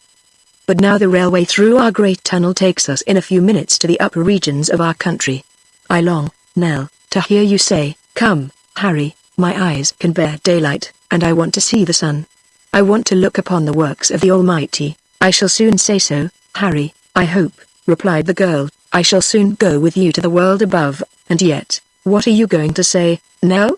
hastily cried Harry. "Can you possibly regret having quitted that gloomy abyss in which you spent your early years, and whence we drew you half dead?" "No, Harry," answered Nell, "I was only thinking that darkness is beautiful as well as light. If you but knew what eyes accustomed to its depth can see. Shades flit by, which one longs to follow, circles mingle and intertwine, and one could gaze on them forever. Black hollows, full of indefinite gleams of radiance, lie deep at the bottom of the mine." And then the voice-like sounds. "Ah, Harry. One must have lived down there to understand what I feel, what I can never express. And were you not afraid, Nell, all alone there?" "It was just when I was alone that I was not afraid." Nell's voice altered slightly as she said these words. However, Harry thought he might press the subject a little further, so he said, "But one might be easily lost in these great galleries." "Nell, were you not afraid of losing your way?" "Oh, no, Harry, for a long time I had known every turn of the new mine." "Did you never leave it?" "Yes, now and then," answered the girl with a little hesitation. "Sometimes I have been as far as the old mine of Aberfoyle." "So you knew our old cottage?" "The cottage? Oh, yes, but the people who lived there I only saw at a great distance." "They were my father and mother," said Harry, "and I was there too. We have always lived there. We never would give up the old dwelling." "Perhaps it would have been better for you if you had," murmured the maiden. "Why so, Nell? Was it not just because we were obstinately resolved to remain that we ended by discovering the new vein of coal? And did not that discovery lead to the happy result of providing work for a large population, and restoring them to ease and comfort? And did it not enable us to find you, Nell, to save your life, and give you the love of all our hearts?" "Ah, yes, for me indeed it is well. Whatever may happen," replied Nell earnestly. "For others who can tell?" "What do you mean?" "Oh, nothing. But it used to be very dangerous at that time to go into the new cutting." "Yes, very dangerous indeed, Harry. Once some rash people made their way into these chasms. They got a long way. They were lost," said Harry, looking at her. "Yes, lost," repeated Nell in a trembling voice. "They could not find their way out, and there," cried Harry, "they were imprisoned during 8 long days. They were at the point of death, Nell, and, but for a kind and charitable being, an angel perhaps sent by God to help them, who secretly brought them a little food, but for a mysterious guide, who afterwards led to them their deliverers, they never would have escaped from that living tomb." "And how do you know about that?" demanded the girl. "Because those men were James Starr, my father, and myself." Nell looked up hastily, seized the young man's hand, and gazed so fixedly into his eyes that his feelings were stirred to their depths. "You were there?" at last she uttered. "I was indeed," said Harry, after a pause, "and she to whom we owe our lives can have been none other than yourself." Nell hid her face in her hands without speaking. Harry had never seen her so much affected. "Those who saved your life, Nell," added he in a voice tremulous with emotion, "already owed theirs to you. Do you think they will ever forget it?" Chapter 13 On the Revolving Ladder. The mining operations at New Aberfoyle continued to be carried on very successfully.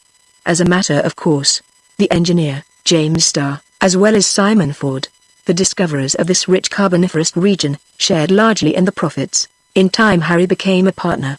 But he never thought of quitting the cottage. He took his father's place as overman, and diligently superintended the works of this colony of miners. Jack Ryan was proud and delighted at the good fortune which had befallen his comrade. He himself was getting on very well also. They frequently met, either at the cottage or at the works in the pit. Jack did not fail to remark the sentiments entertained by Harry towards Nell. Harry would not confess to them, but Jack only laughed at him when he shook his head and tried to deny any special interest in her. It must be noted that Jack Ryan had the greatest possible wish to be at the party when Nell should pay her first visit to the upper surface of the county of Stirling. He wished to see her wonder and admiration on first beholding the yet unknown face of nature. He very much hoped that Harry would take him with them when the excursion was made. As yet, however, the latter had made no proposal of the kind to him, which caused him to feel a little uneasy as to his intentions. One morning Jack Ryan was descending through a shaft which led from the surface to the lower regions of the pit. He did so by means of one of those ladders which, continually revolving by machinery, enabled persons to ascend and descend without fatigue. This apparatus had lowered him about 150 feet, when at a narrow landing place he perceived Harry, who was coming up to his labors for the day. "Well met, my friend," cried Jack, recognizing his comrade by the light of the electric lamps. "Ah, Jack," replied Harry, "I am glad to see you. I've got something to propose. I can listen to nothing till you tell me how Nell is." interrupted Jack Ryan. Nell is all right, Jack, so much so, in fact, that I hope in a month or 6 weeks, to marry her. Harry? Jack, you don't know what you are talking about. Ah, that's very likely, but I know quite well what I shall do. What will you do? Marry her myself, if you don't, so look sharp, laughed Jack. By Saint Mungo, I think an immense deal of Bonnie Nell. A fine young creature like that, who has been brought up in the mine, is just the very wife for a miner. She is an orphan, so am I, and if you don't care much for her, and if she will have me. Harry looked gravely at Jack, and let him talk on without trying to stop him. Don't you begin to feel jealous, Harry? Asked Jack in a more serious tone. Not at all, answered Harry quietly. But if you don't marry Nell yourself, you surely can't expect her to remain a spinster? I expect nothing, said Harry. A movement of the ladder machinery now gave the two friends the opportunity, one to go up, the other down the shaft. However, they remained where they were. Harry, quoth Jack, do you think I spoke in earnest just now about Nell? No, that I don't, Jack. Well, but now I will. You? Speak in earnest? My good fellow, I can tell you I am quite capable of giving a friend a bit of advice. Let's hear, then, Jack. Well, look here. You love Nell as heartily as she deserves. Old Simon, your father, and old Madge, your mother, both love her as if she were their daughter. Why don't you make her so in reality? Why don't you marry her? Come, Jack, said Harry, you are running on as if you knew how Nell felt on the subject. Everybody knows that, replied Jack, and therefore it is impossible to make you jealous of any of us. But here goes the ladder again, I'm off. Stop a minute, Jack, cried Harry, detaining his companion, who was stepping onto the moving staircase. I say, you seem to mean me to take up my quarters here altogether. Do be serious and listen, Jack. I want to speak in earnest myself now. Well, I'll listen till the ladder moves again. Not a minute longer, Jack, resumed Harry. I need not pretend that I do not love Nell. I wish above all things to make her my wife. That's all right. But for the present I have scruples of conscience as to asking her to make me a promise which would be irrevocable. What can you mean, Harry? I mean just this, that, it being certain Nell has never been outside this coal mine in the very depths of which she was born, it stands to reason that she knows nothing, and can comprehend nothing of what exists beyond it. Her eyes, yes, and perhaps also her heart have everything yet to learn. Who can tell what her thoughts will be, when perfectly new impressions shall be made upon her mind?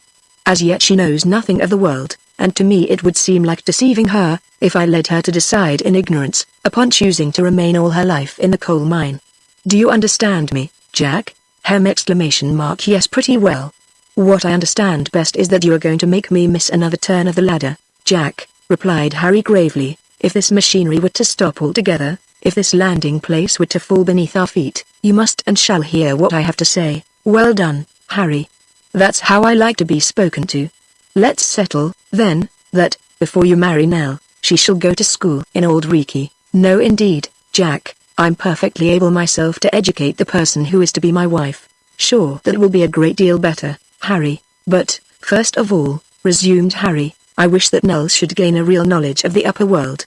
To illustrate my meaning, Jack, suppose you were in love with a blind girl, and someone said to you, in a month's time her sight will be restored. Would you not wait till after she was cured, to marry her? Faith, to be sure I would, exclaimed Jack. Well, Jack, Nell is at present blind, and before she marries me, I wish her to see what I am, and what the life really is to which she would bind herself.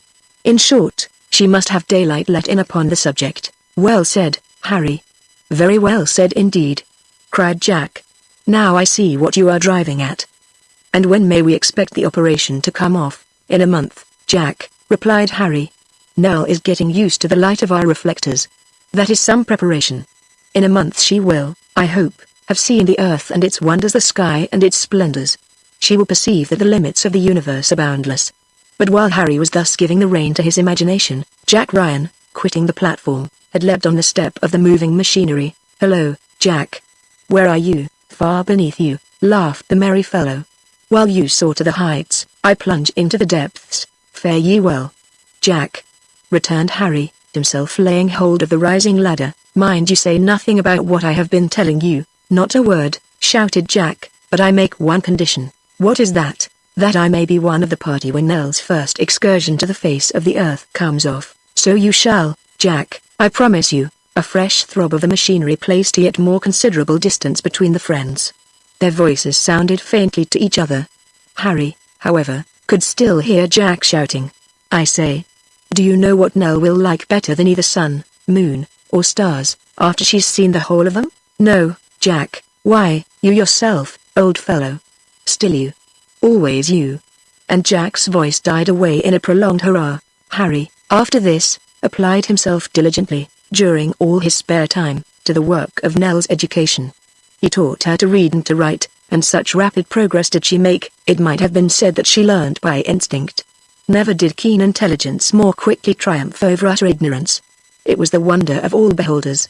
Simon and Madge became every day more and more attached to their adopted child, whose former history continued to puzzle them a good deal.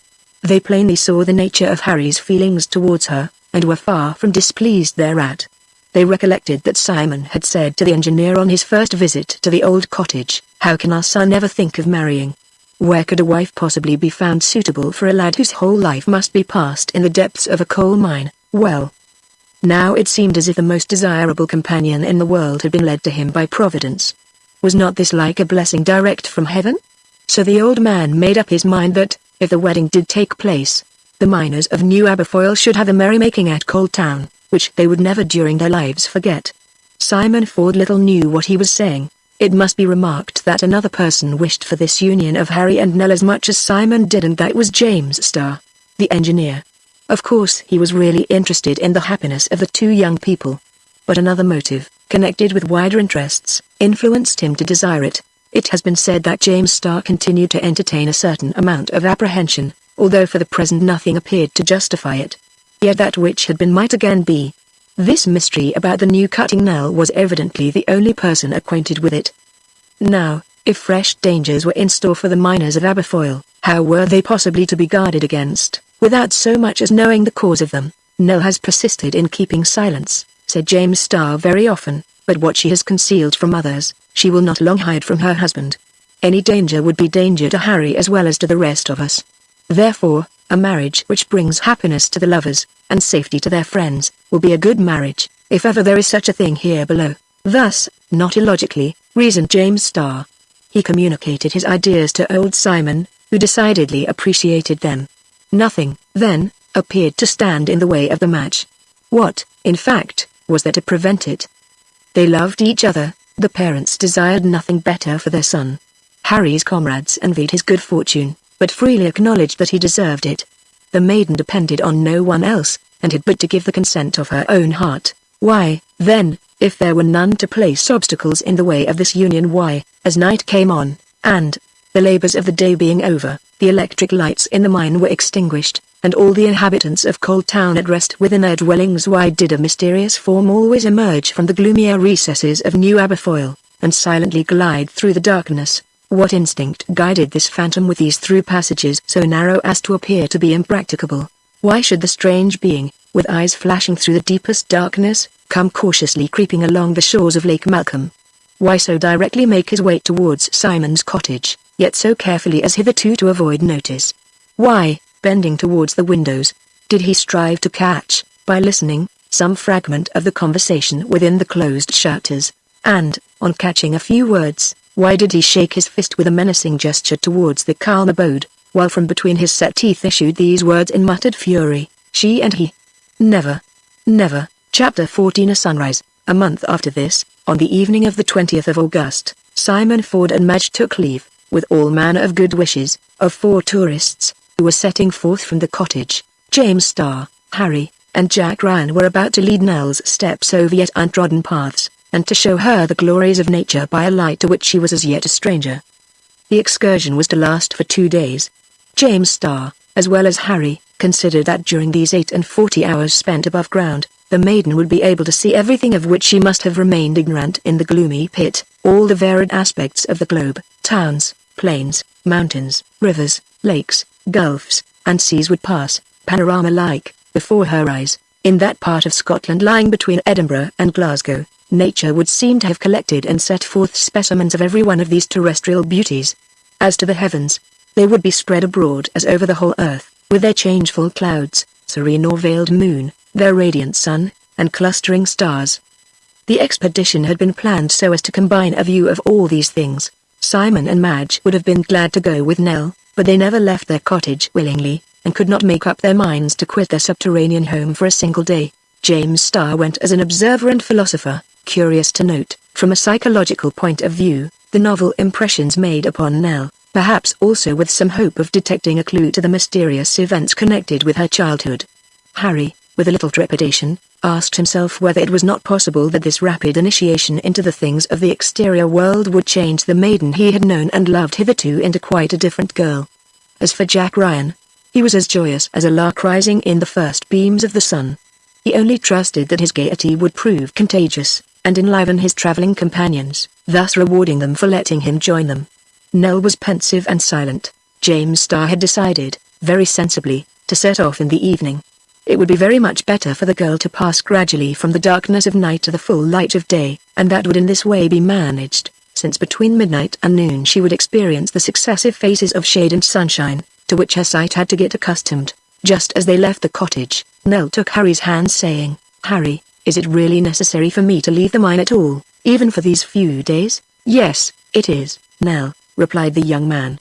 "It is needful for both of us, but, Harry," resumed Nell, "ever since you found me, I have been as happy as I can possibly be. You have been teaching me. Why is that not enough? What am I going out there for?" Harry looked at her in silence. Nell was giving utterance to nearly his own thoughts. "My child," said James Starr, "I can well understand the hesitation you feel, but it will be good for you to go with us. Those who love you are taking you, and they will bring you back again. Afterwards you will be free, if you wish it, to continue your life in the coal mine, like old Simon, and Madge, and Harry.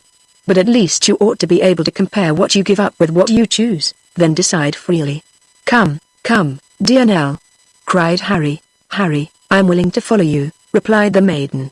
At 9 o'clock the last train through the tunnel started to convey Nell and her companions to the surface of the earth. 20 minutes later they alighted on the platform where the branch line to New Aberfoyle joins the railway from Dumbarton to Stirling. The night was already dark. From the horizon to the zenith, light vapory clouds hurried through the upper air, driven by a refreshing northwesterly breeze.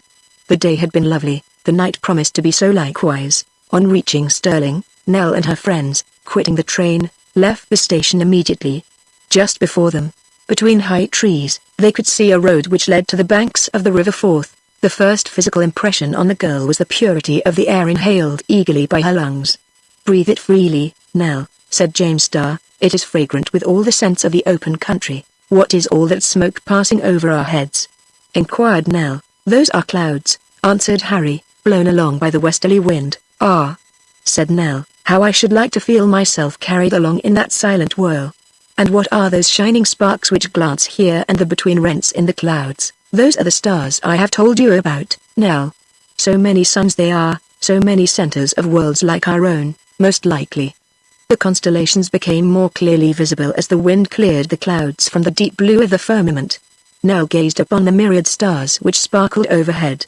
"But how is it," she said at length, "that if these are suns, my eyes can endure brightness?" "My child," replied James Starr, "they are indeed suns, but suns at an enormous distance. The nearest of these millions of stars, whose rays can reach us, is Vega, that star in Lyra which you observe near the zenith, and that is 50,000 millions of leagues distant. Its brightness, therefore, cannot affect your vision. But our own sun, which will rise tomorrow, is only distant 38 millions of leagues, and no human eye can gaze fixedly upon that, for it is brighter than the blaze of any furnace. But come, Nell, come." They pursued their way, James Starr leading the maiden, Harry walking by her side, while Jack Ryan roamed about like a young dog, impatient of the slow pace of his masters. The road was lonely. Nell kept looking at the great trees, whose branches, waving in the wind, made them seem to her like giants gesticulating wildly. The sound of the breeze in the treetops, the deep silence during a lull, the distant line of the horizon, which could be discerned when the road passed over open levels, all these things filled her with new sensations, and left lasting impressions on her mind. After some time she ceased to ask questions, and her companions respected her silence, not wishing to influence by any words of theirs the girl's highly sensitive imagination, but preferring to allow ideas to arise spontaneously in her soul. At about 11:30 o'clock, they gained the banks of the River Forth. There a boat, chartered by James Starr, awaited them. In a few hours it would convey them all to Granton. Nell looked at the clear water which flowed up to her feet, as the waves broke gently on the beach, reflecting the starlight. "Is this a lake?" said she. "No," replied Harry, "it is a great river flowing towards the sea, and soon opening so widely as to resemble a gulf. Taste a little of the water in the hollow of your hand, Nell, and you will perceive that it is not sweet like the waters of Lake Malcolm." The maiden bent towards the stream, and, raising a little water to her lips, "This is quite salt," said she. "Yes, the tide is full, the sea water flows up the river as far as this," answered Harry. "Oh, Harry! Harry!" exclaimed the maiden, "what can that red glow on the horizon be? Is it a forest on fire?" "No, it is the rising moon, Nell." "To be sure, that's the moon," cried Jack Ryan, "a fine big silver plate, which the spirits of air hand round and round the sky to collect the stars in, like money." "Why, Jack," said the engineer, laughing, "I had no idea you could strike out such bold comparisons." "Well, but, Mr. Star, it is a just comparison. Don't you see the stars disappear as the moon passes on? So I suppose they drop into it." "What you mean to say, Jack, is that the superior brilliancy of the moon eclipses that of stars of the 6th magnitude, therefore they vanish as she approaches. How beautiful all this is!" repeated Nell again and again, with her whole soul in her eyes. "But I thought the moon was round." "So she is, when full," said James Starr, "that means when she is just opposite to the sun. But tonight the moon is in the last quarter, shorn of her just proportions, and friend Jack's grand silver plate looks more like a barber's basin." "Oh, Mr. Starr, what a base comparison!" he exclaimed. "I was just going to begin a sonnet to the moon, but your barber's basin has destroyed all chance of an inspiration." Gradually the moon ascended the heavens. Before her light the lingering clouds fled away, while stars still sparkled in the west, beyond the influence of her radiance. Nell gazed in silence on the glorious spectacle. The soft silvery light was pleasant to her eyes, and her little trembling hand expressed to Harry, who clasped it, how deeply she was affected by the scene. "Let us embark now," said James Starr. "We have to get to the top of Arthur's Seat before sunrise." The boat was moored to a post on the bank. A boatman awaited them. Nell and her friends took their seats, the sail was spread, it quickly filled before the northwesterly breeze, and they sped on their way. What a new sensation was this for the maiden. She had been rowed on the waters of Lake Malcolm, but the oar, handled ever so lightly by Harry, always betrayed effort on the part of the oarsman. Now, for the first time, Nell felt herself borne along with a gliding movement, like that of a balloon through the air. The water was smooth as a lake, and Nell reclined in the stern of the boat, enjoying its gentle rocking. Occasionally the effect of the moonlight on the waters was as through the boat sailed across a glittering silver field. Little wavelets rippled along the banks. It was enchanting. At length Nell was overcome with drowsiness, her eyelids drooped, her head sank on Harry's shoulder. She slept. Harry, sorry that she should miss any of the beauties of this magnificent night, would have aroused her. "Let her sleep," said the engineer. "She will better enjoy the novelties of the day after a couple of hours' rest." At 2 o'clock in the morning the boat reached Granton Pier. Nell awoke. "Have I been asleep?" inquired she. "No, my child," said James Starr. "You have been dreaming that you slept, that's all." The night continued clear. The moon, riding in mid-heaven, diffused her rays on all sides. In the little port of Granton lay 2 or 3 fishing boats. They rocked gently on the waters of the Firth. The wind fell as the dawn approached. The atmosphere, clear of mists, promised one of those fine autumn days so delicious on the sea-coast. A soft, transparent film of vapor lay along the horizon. The first sunbeam would dissipate it. To the maiden it exhibited that aspect of the sea which seems to blend it with the sky. Her view was now enlarged, without producing the impression of the boundless infinity of ocean. Harry taking Nell's hand, they followed James Starr and Jack Ryan as they traversed the deserted streets. To Nell, this suburb of the capital appeared only a collection of gloomy dark houses, just like Cold Town, only that the roof was higher, and gleamed with small lights. She stepped lightly forward, and easily kept pace with Harry. "Are you not tired, Nell?" asked he, after half an hour's walking. "No. My feet seem scarcely to touch the earth," returned she. "This sky above us seems so high up, I feel as if I could take wing and fly." "I say, keep hold of her," cried Jack Ryan. "Our little Nell is too good to lose." "I feel just as you describe though, myself, when I have not left the pit for a long time. It is when we no longer experience the oppressive effect of the vaulted rocky roof above Cold Town," said James Starr, that the spacious firmament appears to us like a profound abyss into which we have, as it were, a desire to plunge. Is that what you feel, Nell? Yes, Mr. Star, it is exactly like that, said Nell. It makes me feel giddy. Ah. You will soon get over that, Nell, said Harry. You will get used to the outer world, and most likely forget all about our dark coal pit. No, Harry, never, said Nell, and she put her hand over her eyes, as though she would recall the remembrance of everything she had lately quitted. Between the silent dwellings of the city, the party passed along Leith Walk, and went round the Calton Hill, where stood, in the light of the grey dawn, the buildings of the observatory and Nelson's monument. By Regent's Bridge and the North Bridge they at last reached the lower extremity of the Canongate. The town still lay wrapped in slumber. Nell pointed to a large building in the centre of an open space, asking, "What great confused mass is that?" "That confused mass, Nell, is the palace of the ancient kings of Scotland, that is Holyrood, where many a sad scene has been enacted. The historian can here invoke many a royal shade, from those of the early Scottish kings to that of the unhappy Mary Stuart, and the French king, Charles X. When day breaks, however, Nell, this palace will not look so very gloomy. Holyrood, with its 4 embattled towers, is not unlike some handsome country house. But let us pursue our way. There, just above the ancient abbey of Holyrood, are the superb cliffs called Salisbury Crags. Arthur's Seat rises above them, and that is where we are going. From the summit of Arthur's Seat, Nell, your eyes shall behold the sun appear above the horizon seaward." They entered the King's Park, then, gradually ascending they passed across the Queen's Drive, a splendid carriageway encircling the hill, which we owe to a few lines in one of Sir Walter Scott's romances. Arthur's Seat is in truth only a hill, 750 feet high, which stands alone amid surrounding heights. In less than half an hour, by an easy winding path, James Starr and his party reached the crest of the Crouching Lion, which, seen from the west, Arthur's Seat so much resembles. There, all 4 seated themselves, and James Starr, ever ready with quotations from the great Scottish novelist, simply said, "Listen to what is written by Sir Walter Scott in the 8th chapter of The Heart of Midlothian. If I were to choose a spot from which the rising or setting sun could be seen to the greatest possible advantage, it would be from this neighborhood. Now watch, Nell. The sun will soon appear, and for the first time you will contemplate its splendor." The maiden turned her eyes eastward. Harry, keeping close beside her, observed her with anxious interest. Would the first beams of day overpower her feelings? All remained quiet, even Jack Ryan. A faint streak of pale rose tinted the light vapors of the horizon. It was the first ray of light attacking the laggards of the night. Beneath the hill lay the silent city, massed confusedly in the twilight of dawn. Here and the lights twinkled among the houses of the old town. Westward rose many hilltops, soon to be illuminated by tips of fire.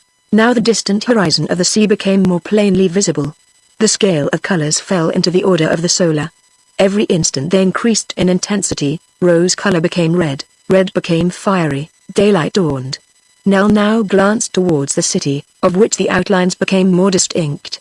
Lofty monuments, slender steeples emerged from the gloom, a kind of ashy light was spread abroad. At length one solitary ray struck on the maiden's sight. It was that ray of green which, morning or evening, is reflected upwards from the sea when the horizon is clear. An instant afterwards, Nell turned, and pointing towards a bright prominent point in the new town, "Fire!" cried she. "No, Nell, that is no fire," said Harry. "The sun has touched with gold the top of Sir Walter Scott's monument and, indeed, the extreme point of the monument blazed like the light of a pharos. It was day the sun arose, his disk seemed to glitter as though he indeed emerged from the waters of the sea. Appearing at first very large from the effects of refraction, he contracted as he rose and assumed the perfectly circular form. Soon no eye could endure dazzling splendor. It was as though the mouth of a furnace was opened through the sky. Nell closed her eyes, but her eyelids could not exclude the glare, and she pressed her fingers over them. Harry advised her to turn in the opposite direction. "Oh, no," said she, "my eyes must get used to look at what yours can bear to see." Even through her hands Nell perceived a rosy light, which became more white as the sun rose above the horizon. As her sight became accustomed to it, her eyelids were raised, and at length her eyes drank in the light of day. The good child knelt down, exclaiming, "O Lord God! How beautiful is thy creation!" Then she rose and looked around. At her feet extended the panorama of Edinburgh, the clear, distinct lines of streets in the new town, and the irregular mass of houses, with their confused network of streets and lanes, which constitutes Aldreich, probably so called. Two heights commanded the entire city: Edinburgh Castle, crowning its huge basaltic rock, and the Calton Hill, bearing on its rounded summit, among other monuments, ruins built to represent those of the Parthenon at Athens. Fine roadways led in all directions from the capital. To the north, the coast of the noble Firth of Forth was indented by a deep bay, in which could be seen the seaport town of Leith, between which and this modern Athens of the north ran a street, straight as that leading to the Piraeus. Beyond the wide firth could be seen the soft outlines of the county of Fife, while beneath the spectator stretched the yellow sands of Portobello and New Haven. Nell could not speak. Her lips murmured a word or two indistinctly, she trembled, became giddy. Her strength failed her, overcome by the purity of the air and the sublimity of the scene. She sank fainting into Harry's arms, who, watching her closely, was ready to support her. The youthful maiden, hitherto entombed in the massive depths of the earth, had now obtained an idea of the universe, of the works both of God and of man. She had looked upon town and country, and beyond these, into the immensity of the sea, the infinity of the heavens. Chapter 15. Loch Lomond and Loch Katrine. Harry bore Nell carefully down the steeps of Arthur's Seat, and, accompanied by James Starr and Jack Ryan, they reached Lambert's Hotel. There a good breakfast restored their strength, and they began to make further plans for an excursion to the Highland Lakes. Nell was now refreshed, and able to look boldly forth into the sunshine, while her lungs with ease inhaled the free and healthful air. Her eyes learned gladly to know the harmonious varieties of color as they rested on the green trees, the azure skies, and all the endless shades of lovely flowers and plants. The railway train, which they entered at the Waverley station, conveyed Nell and her friends to Glasgow. There, from the new bridge across the Clyde, they watched the curious sea-like movement of the river. After a night's rest at Cymru's Royal Hotel, they betook themselves to the terminus of the Edinburgh and Glasgow Railway, from whence a train would rapidly carry them, by way of Dumbarton and Balloch, to the southern extremity of Loch Lomond. Now for the land of Rob Roy and Fergus Massiver! The scenery immortalized by the poetical descriptions of Walter Scott, exclaimed James Starr. You don't know this country, Jack, only by its songs, Mr. Starr, replied Jack.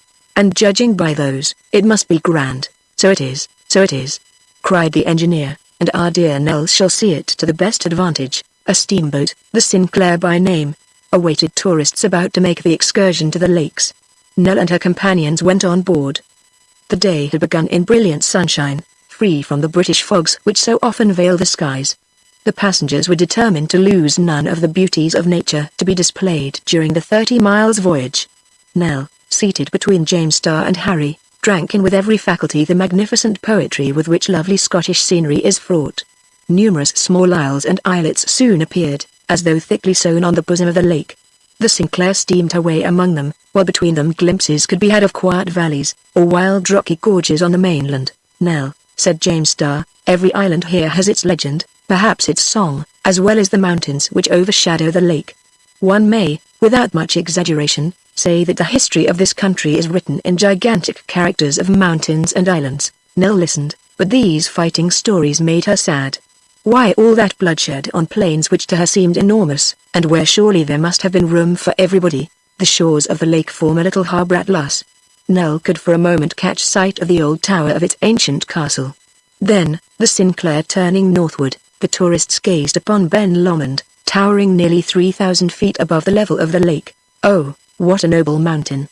Cried Nell. What a view there must be from the top. Yes, Nell, answered James Starr, see how haughtily its peak rises from amidst the thicket of oaks, birches, and heather, which clothe the lower portion of the mountain. From thence one may see 2/3 of Old Caledonia. This eastern side of the lake was the special abode of the clan MacGregor. At no great distance, the struggles of the Jacobites and Hanoverians repeatedly dyed with blood these lonely glens. Over these scenes shines the pale moon, called in old ballads Macfarlane's lantern. Among these rocks still echo the immortal names of Rob Roy and MacGregor Campbell. As the Sinclair advanced along the base of the mountain, the country became more and more abrupt in character. Trees were only scattered here and there, among them were the willows, slender ones of which were formerly used for hanging persons of low degree. To economize hump, remarked James Starr, the lake narrowed very much as it stretched northwards. The steamer passed a few more islets, in Vuglas, Islet Howe, where stand some ruins of a stronghold of the clan Macfarlane. At length the head of the loch was reached, and the Sinclair stopped at Inversnaid, leaving Loch Arklet on the left. A steep ascent led to the inn of Stronaclick on the banks of Loch Katrine. There, at the end of a light pier, floated a small steamboat, named, as a matter of course, the Rob Roy. The travellers immediately went on board. It was about to start. Loch Katrine is only 10 miles in length, its width never exceeds 2 miles. The hills nearest it are full of a character peculiar to themselves. "Here we are on this famous lake," said James Starr. "It has been compared to a Nile on account of its length and windings, and justly so. They say that it never freezes. I know nothing about that, but what we want to think of is, that here are the scenes of the adventures in the Lady of the Lake. I believe, if friend Jack looked about him carefully, he might see, still gliding over the surface of the water, the shade of the slender form of sweet Ellen Douglas." "To be sure, Mr. Starr," replied Jack, "why should I not? I may just as well see that pretty girl on the waters of Loch Katrine, as those ugly ghosts on Loch Malcolm in the coal pit." It was by this time 3 o'clock in the afternoon. The less hilly shores of Loch Katrine westward extended like a picture framed between Bennan and Benvenue. At the distance of half a mile was the entrance to the narrow bay, where was the landing place for our tourists, who meant to return to Stirling by calendar. Nell appeared completely worn out by the continued excitement of the day. A faint ejaculation was all she was able to utter in token of admiration as new objects of wonder or beauty met her gaze. She required some hours of rest, were it but to impress lastingly the recollection of all she had seen. Her hand rested in Harry's, and, looking earnestly at her, he said, "Nell, dear Nell, we shall soon be home again in the gloomy region of the coal mine. Shall you not pine for what you have seen during these few hours spent in the glorious light of day?" "No, Harry," replied the girl, "I shall like to think about it, but I am glad to go back with you to our dear old home." "Nell," said Harry, vainly attempting to steady his voice, "are you willing to be bound to me by the most sacred tie? Could you marry me, Nell?" "Yes, Harry, I could, if you are sure that I am able to make you happy," answered the maiden, raising her innocent gaze to his. Scarcely had she pronounced these words when an unaccountable phenomenon took place. The Rob Roy, still half a mile from land, experienced a violent shock. She suddenly grounded. No efforts of the engine could move her. The cause of this accident was simply that Loch Katrine was all at once emptied, as though an enormous fissure had opened in its bed. In a few seconds it had the appearance of a sea beach at low water. Nearly the whole of its contents had vanished into the bosom of the earth. "My friends," exclaimed James Starr, as the cause of this marvel became suddenly clear to him, "God help New Aberfoyle." Chapter 16. A final threat. On that day, in the colliery of New Aberfoyle, work was going on in the usual regular way. In the distance could be heard the crash of great charges of dynamite, by which the carboniferous rocks were blasted. Here masses of coal were loosened by pickaxe and crowbar, there the perforating machines, with their harsh grating, bored through the masses of sandstone and schist. Hollow, cavernous noises resounded on all sides. Drafts of air rushed along the ventilating galleries, and the wooden swing doors slammed beneath their violent gusts. In the lower tunnels, trains of trucks kept passing along at the rate of 15 miles an hour, while at their approach electric bells warned the workmen to cower down in the refuge places. Lifts went incessantly up and down, worked by powerful engines on the surface of the soil. Coal Town was throughout brilliantly lighted by the electric lamps at full power. Mining operations were being carried on with the greatest activity. Coal was being piled incessantly into the trucks, which went in hundreds to empty themselves into the coves at the bottom of the shaft. While parties of miners who had labored during the night were taking needful rest, the others worked without wasting an hour. Old Simon Ford and Madge, having finished their dinner, were resting at the door of their cottage. Simon smoked a good pipe of tobacco, and from time to time the old couple spoke of Nell, of their boy, of Mr. Starr, and wondered how they liked their trip to the surface of the earth. Where would they be now? What would they be doing? How could they stay so long away from the mine without feeling homesick? Just then a terrific roaring noise was heard. It was like the sound of a mighty cataract rushing down into the mine. The old people rose hastily. They perceived at once that the waters of Loch Malcolm were rising. A great wave, unfurling like a billow, swept up the bank and broke against the walls of the cottage. Simon caught his wife in his arms, and carried her to the upper part of their dwelling. At the same moment, cries arose from all parts of Coal Town, which was threatened by a sudden inundation.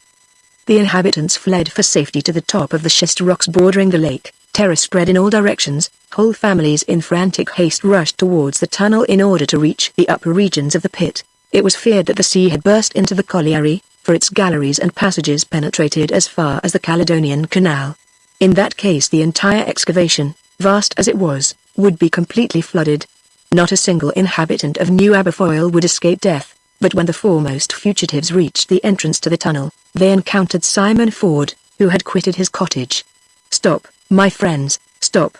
shouted the old man. "If our town is to be overwhelmed, the floods will rush faster than you can. No one can possibly escape. But see, the waters are rising no further. It appears to me the danger is over, and our comrades at the far end of the works. What about them?" cried some of the miners. "There is nothing to fear for them," replied Simon. "They are working on a higher level than the bed of the lock." It was soon evident that the old man was in the right. The sudden influx of water had rushed to the very lowest bed of the vast mine, and its only ultimate effect was to raise the level of Loch Malcolm a few feet. Coal Town was uninjured, and it was reasonable to hope that no one had perished in the flood of water which had descended to the depths of the mine never yet penetrated by the workmen. Simon and his men could not decide whether this inundation was owing to the overflow of a subterranean sheet of water penetrating fissures in the solid rock, or to some underground torrent breaking through its worn bed, and precipitating itself to the lowest level of the mine. But that very same evening they knew what to think about it, for the local papers published an account of the marvelous phenomenon which Loch Katrine had exhibited. The surprising news was soon after confirmed by the four travelers, who, returning with all possible speed to the cottage, learned with extreme satisfaction that no serious damage was done in New Aberfoyle. The bed of Loch Katrine had fairly given way. The waters had suddenly broken through by an enormous fissure into the mine beneath. Of Sir Walter Scott's favourite loch there was not left enough to wet the pretty foot of the Lady of the Lake. All that remained was a pond of a few acres at the further extremity. This singular event made a profound sensation in the country. It was a thing unheard of that a lake should in the space of a few minutes empty itself, and disappear into the bowels of the earth. There was nothing for it but to erase Loch Katrine from the map of Scotland until, by public subscription, it could be refilled, care being of course taken, in the first place, to stop the rent appetite. This catastrophe would have been the death of Sir Walter Scott, had he still been in the world. The accident was explicable when it was ascertained that, between the bed of the lake and the vast cavity beneath, the geological strata had become reduced to a thin layer, incapable of longer sustaining the weight of water. Now, although to most people this event seemed plainly due to natural causes, yet to James Starr and his friends, Simon and Harry Ford, the question constantly recurred, was it not rather to be attributed to malevolence? Uneasy suspicions continually harassed their minds. Was their evil genius about to renew his persecution of those who ventured to work this rich mine? At the cottage, some days later, James Starr thus discussed the matter with the old man and his son. "Well, Simon," said he, "to my thinking we must class this circumstance with the others for which we still seek elucidation, although it is no doubt possible to explain it by natural causes." "I am quite of your mind, Mr. James," replied Simon, "but take my advice, and say nothing about it. Let us make all researches ourselves." "Oh, I know the result of such research beforehand," cried the engineer. "And what will it be, then?" "We shall find proofs of malevolence, but not the malefactor. But he exists. He is there. Where can he lie concealed? Is it possible to conceive that the most depraved human being could, single-handed, carry out an idea so infernal as that of bursting through the bed of the lake? I believe I shall end by thinking, like Jack Ryan, that the evil demon of the mine revenges himself on us for having invaded his domain." Nell was allowed to hear as little as possible of these discussions. Indeed, she showed no desire to enter into them, although it was very evident that she shared in the anxieties of her adopted parents. The melancholy in her countenance bore witness to much mental agitation. It was at length resolved that James Starr, together with Simon and Harry, should return to the scene of the disaster, and endeavour to satisfy themselves as to the cause of it. They mentioned their project to no one. To those unacquainted with the group of facts on which it was based, the opinion of Starr and his friends could not fail to appear wholly inadmissible. A few days later, the three friends proceeded in a small boat to examine the natural pillars on which had rested the solid earth forming the basin of Loch Katrine. They discovered that they had been right in suspecting that the massive columns had been undermined by blasting. The blackened traces of explosion were to be seen, the waters having subsided below the level of these mysterious operations. Thus the fall of a portion of the vast vaulted dome was proved to have been premeditated by man, and by man's hand had it been effected. "It is impossible to doubt it," said James Starr, "and who can say what might not have happened had the sea, instead of a little lock, been let in upon us?" "You may well say that," cried the old overman, with a feeling of pride in his beloved mine, "for nothing less than a sea would have drowned our Aberfoyle. But, once more, what possible interest could any human being have in the destruction of our works?" "It is quite incomprehensible," replied James Starr. "This case is something perfectly unlike that of a band of common criminals, who, concealing themselves in dens and caves, go forth to rob and pillage the surrounding country.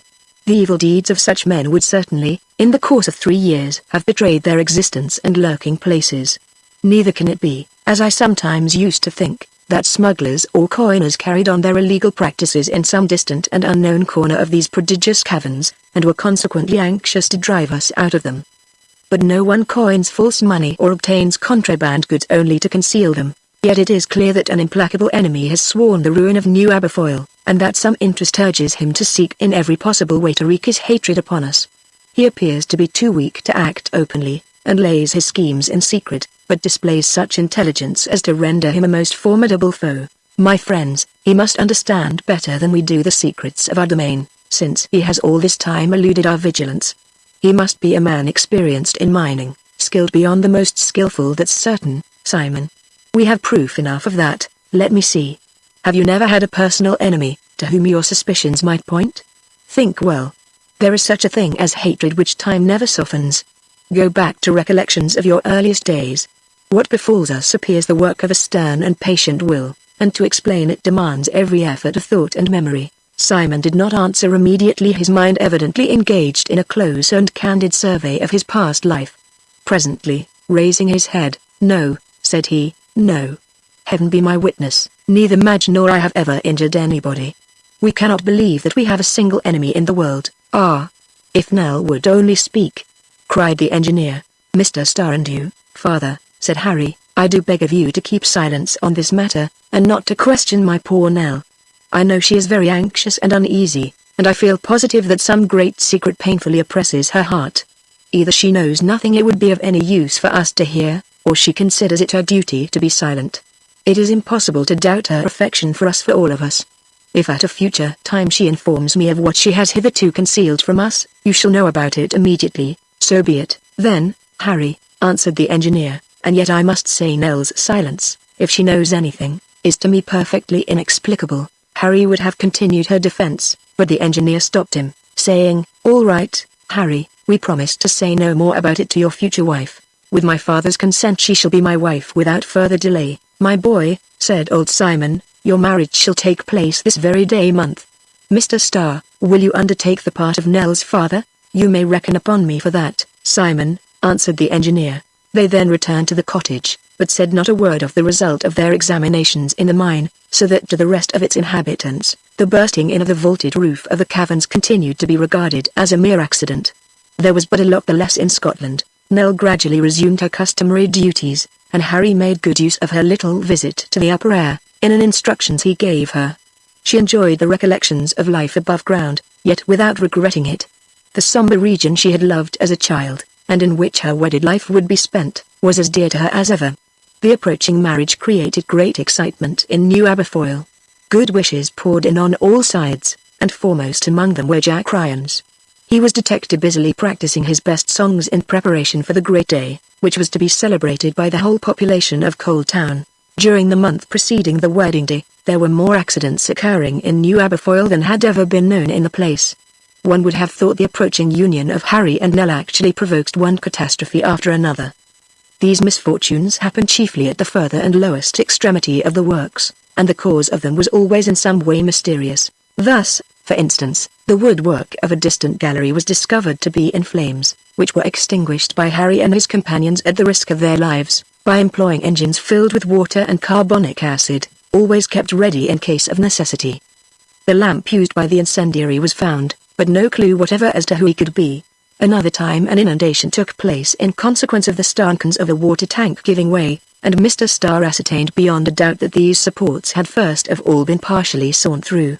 Harry, who had been overseeing the works near the place at the time, was buried in the falling rubbish, and narrowly escaped death. A few days afterwards, on the steam tramway, a train of trucks, which Harry was passing along, met with an obstacle on the rails, and was overturned. It was then discovered that a beam had been laid across the line. In short, events of this description became so numerous that the miners were seized with a kind of panic, and it required all the influence of their chiefs to keep them on the works. "You would think that there was a whole band of these ruffians," Simon kept saying, "and we can't lay hands on a single one of them." Search was made in all directions. The county police were on the alert night and day, yet discovered nothing. The evil intentions seeming specially designed to injure Harry. Starr forbade him to venture alone beyond the ordinary limits of the works. They were equally careful of Nell, although, at Harry's entreaty, these malicious attempts to do harm were concealed from her, because they might remind her painfully of former times. Simon and Madge watched over her by day and by night with a sort of stern solicitude. The poor child yielded to their wishes, without a remark or a complaint. Did she perceive that they acted with a view to her interest? Probably she did. And on her part, she seemed to watch over others, and was never easy unless all whom she loved were together in the cottage. When Harry came home in the evening, she could not restrain expressions of childlike joy, very unlike her usual manner, which was rather reserved than demonstrative. As soon as day broke, she was astir before anyone else, and her constant uneasiness lasted all day until the hour of return home from work. Harry became very anxious that their marriage should take place. He thought that, when the irrevocable step was taken, malevolence would be disarmed, and that Nell would never feel safe until she was his wife. James Starr, Simon, and Madge were all of the same opinion, and everyone counted the intervening days, for everyone suffered from the most uncomfortable forebodings. It was perfectly evident that nothing relating to Nell was indifferent to this hidden foe, whom it was impossible to meet or to avoid. Therefore it seemed quite possible that the solemn act of her marriage with Harry might be the occasion of some new and dreadful outbreak of his hatred. One morning, a week before the day appointed for the ceremony, Nell, rising early, went out of the cottage before anyone else. No sooner had she crossed the threshold than a cry of indescribable anguish escaped her lips. Her voice was heard throughout the dwelling. In a moment, Madge, Harry, and Simon were at her side. Nell was pale as death, her countenance agitated, her features expressing the utmost horror. Unable to speak, her eyes were riveted on the door of the cottage, which she had just opened. With rigid fingers she pointed to the following words traced upon it during the night: "Simon Ford, you have robbed me of the last vein in our old pit. Harry, your son, has robbed me of Nell. Woe betide you. Woe betide you all. Woe betide New Aberfoyle!" Silfax, Silfax, exclaimed Simon and Madge together. "Who is this man?" demanded Harry, looking alternately at his father and at the maiden. "Silfax," repeated Nell in tones of despair, "Silfax." And, murmuring this name, her whole frame shuddering with fear and agitation, she was borne away to her chamber by old Madge. James Starr, hastening to the spot, read the threatening sentences again and again. "The hand which traced these lines," said he at length, "is the same which wrote me the letter contradicting yours, Simon. The man calls himself Silfax. I see by your troubled manner that you know him. Who is this Silfax?" Chapter 17. The monk. This name revealed everything to the old overman. It was that of the last monk of the Dochart pit. In former days, before the invention of the safety lamp, Simon had known this fierce man, whose business it was to go daily, at the risk of his life, to produce partial explosions of fire damp in the passages. He used to see this strange solitary being, prowling about the mine, always accompanied by a monstrous owl, which he called Harfang, who assisted him in his perilous occupation, by soaring with a lighted match to places Silfax was unable to reach. One day this old man disappeared, and at the same time also, a little orphan girl born in the mine, who had no relation but himself, her great-grandfather. It was perfectly evident now that this child was Nell. During the 15 years, up to the time when she was saved by Harry, they must have lived in some secret abyss of the mine. The old overman, full of mingled compassion and anger, made known to the engineer and Harry all that the name of Silfax had revealed to him. It explained the whole mystery. Silfax was the mysterious being so long vainly sought for in the depths of New Aberfoyle. "So you knew him, Simon?" demanded Mr. Starr. "Yes, that I did," replied the overman. "The Harfang man, we used to call him. Why, he was old then. He must be 15 or 20 years older than I am. A wild, savage sort of fellow, who held aloof from everyone and was known to fear nothing, neither fire nor water. It was his own fancy to follow the trade of monk, which few would have liked. The constant danger of the business had unsettled his brain. He was prodigiously strong, and he knew the mine as no one else, at any rate, as well as I did. He lived on a small allowance. In faith, I believed him dead years ago, but, resumed James Starr, what does he mean by those words? You have robbed me of the last vein of our old mine. Ah. There it is, replied Simon. For a long time it had been a fancy of his. I told you his mind was deranged, that he had a right to the mine of Aberfoyle, so he became more and more savage in temper the deeper the Dochart pit his pit exclamation mark was worked out. It just seemed as if it was his own body that suffered from every blow of the pickaxe. You must remember that, Madge. That I do, Simon, replied she. I can recollect all this, resumed Simon, since I have seen the name of Silfax on the door. But I tell you, I thought the man was dead, and never imagined that the spiteful being we have so long sought for could be the old fireman of the Dochart pit. Well, now, then, said Starr, it is all quite plain.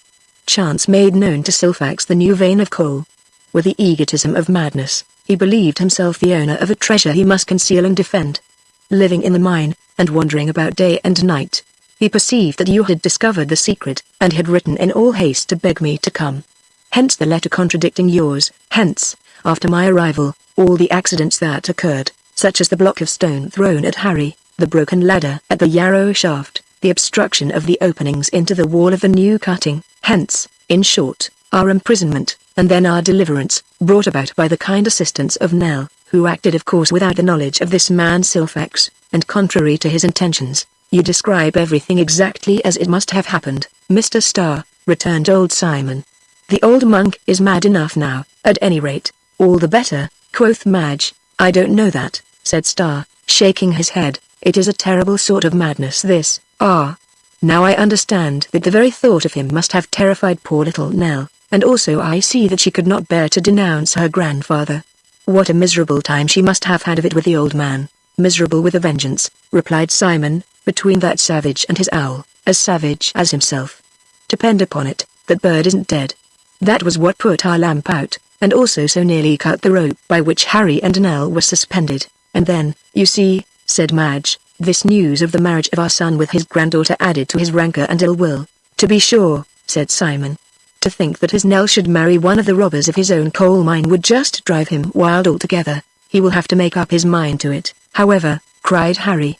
Mad as he is, we shall manage to convince him that Nell is better off with us here than ever she was in the caverns of the pit. I am sure, Mr. Starr, if we could only catch him, we should be able to make him listen to reason. My poor Harry. There is no reasoning with a madman, replied the engineer. Of course it is better to know your enemy than not, but you must not fancy all is right because we have found out who he is. We must be on our guard, my friends, and to begin with, Harry, you positively must question Nell. She will perceive that her silence is no longer reasonable. Even for her grandfather's own interest, she ought to speak now. For his own sake, as well as for ours, these insane plots must be put to stop to. I feel sure, Mr. Starr, answered Harry, that Nell will of herself propose to tell you what she knows.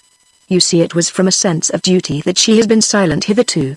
My mother was very right to take her to her room just now. She much needed time to recover her spirits.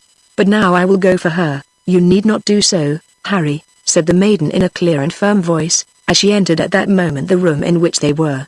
Nell was very pale, traces of tears were in her eyes, but her whole manner showed that she had nerved herself to act as her loyal heart dictated as her duty. Nell! Cried Harry, springing towards her. The girl arrested her lover by a gesture, and continued, Your father and mother, and you, Harry, must now know all. And you too, Mr. Starr, must remain ignorant of nothing that concerns the child you have received, and whom Harry unfortunately for him, alas exclamation mark drew from the abyss. Oh, Nell! What are you saying?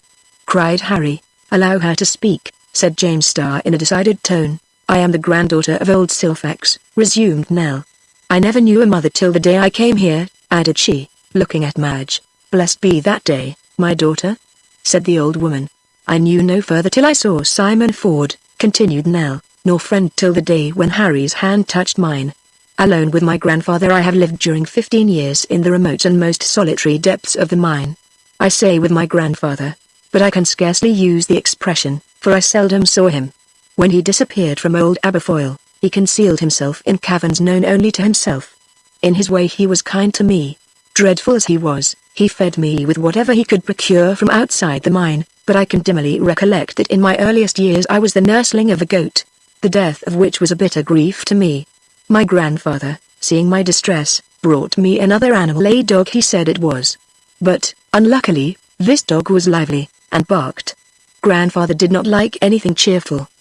He had a horror of noise, and had taught me to be silent. The dog he could not teach to be quiet, so the poor animal very soon disappeared. My grandfather's companion was a ferocious bird, Harfang, of which, at first, I had a perfect horror, but this creature, in spite of my dislike to it, took such a strong affection for me, that I could not help returning it. It even obeyed me better than its master, which used to make me quite uneasy, for my grandfather was jealous. Harfang and I did not dare to let him see us much together, we both knew it would be dangerous. But I am talking too much about myself, the great thing is about you. No, my child, said James Starr, tell us everything that comes to your mind. My grandfather, continued Nell, always regarded your abode in the mine with a very evil eye, not that there was any lack of space. His chosen refuge was far, very far from you. But he could not bear to feel that you were there. If I asked any questions about the people up above us, his face grew dark. He gave no answer, and continued quite silent for a long time afterwards. But when he perceived that, not content with the old domain, you seemed to think of encroaching upon his, then indeed his anger burst forth. He swore that, were you to succeed in reaching the new mine, you should assuredly perish.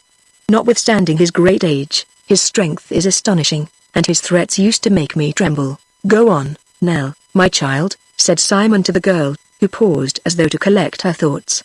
On the occasion of your first attempt, resumed Nell, as soon as my grandfather saw that you were fairly inside the gallery leading to New Aberfoyle, he stopped up the opening, and turned it into a prison for you.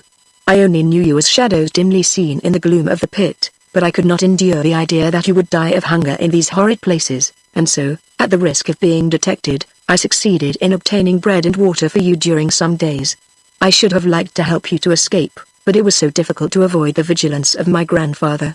You were about to die. Then arrived Jack Ryan and the others. By the providence of God I met with them, and instantly guided them to where you were. When my grandfather discovered what I had done, his rage against me was terrible. I expected death at his hands. After that my life became insupportable to me. My grandfather completely lost his senses. He proclaimed himself king of darkness and flame, and when he heard your tools at work on coal beds which he considered entirely his own, he became furious and beat me cruelly. I would have fled from him, but it was impossible, so narrowly did he watch me.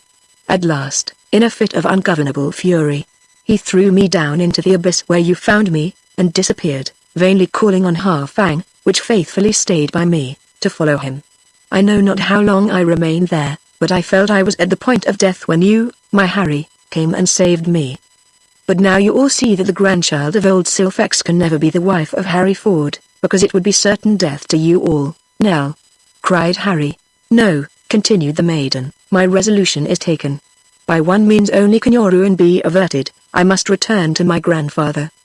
He threatens to destroy the whole of New Aberfoyle. His is a soul incapable of mercy or forgiveness, and no mortal can say to what horrid deed the spirit of revenge will lead him. My duty is clear. I should be the most despicable creature on earth did I hesitate to perform it. Farewell. I thank you all heartily. You only have taught me what happiness is.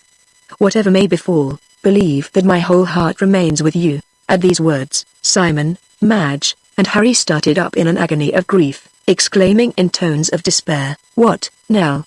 Is it possible you would leave us?"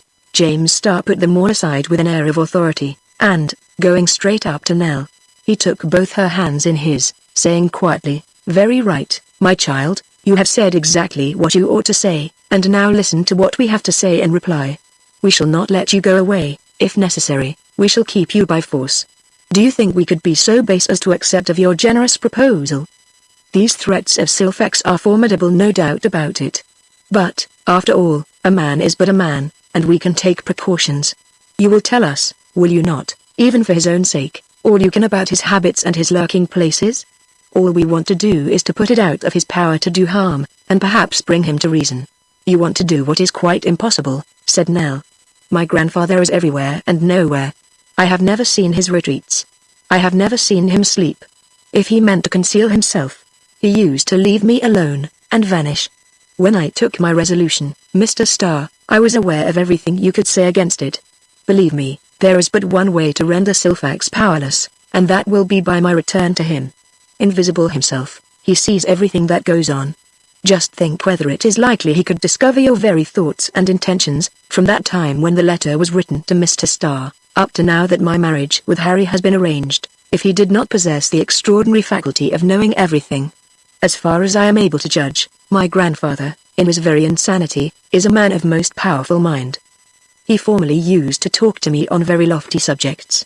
He taught me the existence of God, and never deceived me but on one point, which was that he made me believe that all men were base and perfidious, because he wished to inspire me with his own hatred of all the human race. When Harry brought me to the cottage, you thought I was simply ignorant of mankind, but, far beyond that, I was in mortal fear of you all. Ah, forgive me. I assure you, for many days I believed myself in the power of wicked wretches, and I longed to escape. You, Madge, first led me to perceive the truth, not by anything you said, but by the sight of your daily life, for I saw that your husband and son loved and respected you. Then all these good and happy workmen, who so revere and trust Mr. Starr, I used to think they were slaves, and when, for the first time, I saw the whole population of Aberfoyle come to church and kneel down to pray to God, and praise him for his infinite goodness, I said to myself, my grandfather has deceived me. But now, enlightened by all you have taught me, I am inclined to think he himself is deceived. I mean to return to the secret passages I formerly frequented with him. He is certain to be on the watch. I will call to him, he will hear me, and who knows but that, by returning to him, I may be able to bring him to the knowledge of the truth. The maiden spoke without interruption, for all felt that it was good for her to open her whole heart to her friends, but when, exhausted by emotion, and with eyes full of tears, she ceased speaking, Harry turned to old Madge and said, Mother, what should you think of the man who could forsake the noble girl whose words you have been listening to? I should think he was a base coward, said Madge, and, were he my son, I should renounce and curse him. Nell, do you hear what our mother says? Resumed Harry. Wherever you go I will follow you. If you persist in leaving us, we will go away together, Harry. Harry! Cried Nell, overcome by her feelings. The girl's lips blanched, and she sank into the arms of Madge, who begged she might be left alone with her. Chapter 18 Nell's Wedding. It was agreed that the inhabitants of the cottage must keep more on their guard than ever. The threats of old Silfax were too serious to be disregarded. It was only too possible that he possessed some terrible means by which the whole of Aberfoyle might be annihilated. Armed sentinels were posted at the various entrances to the mine, with orders to keep strict watch day and night.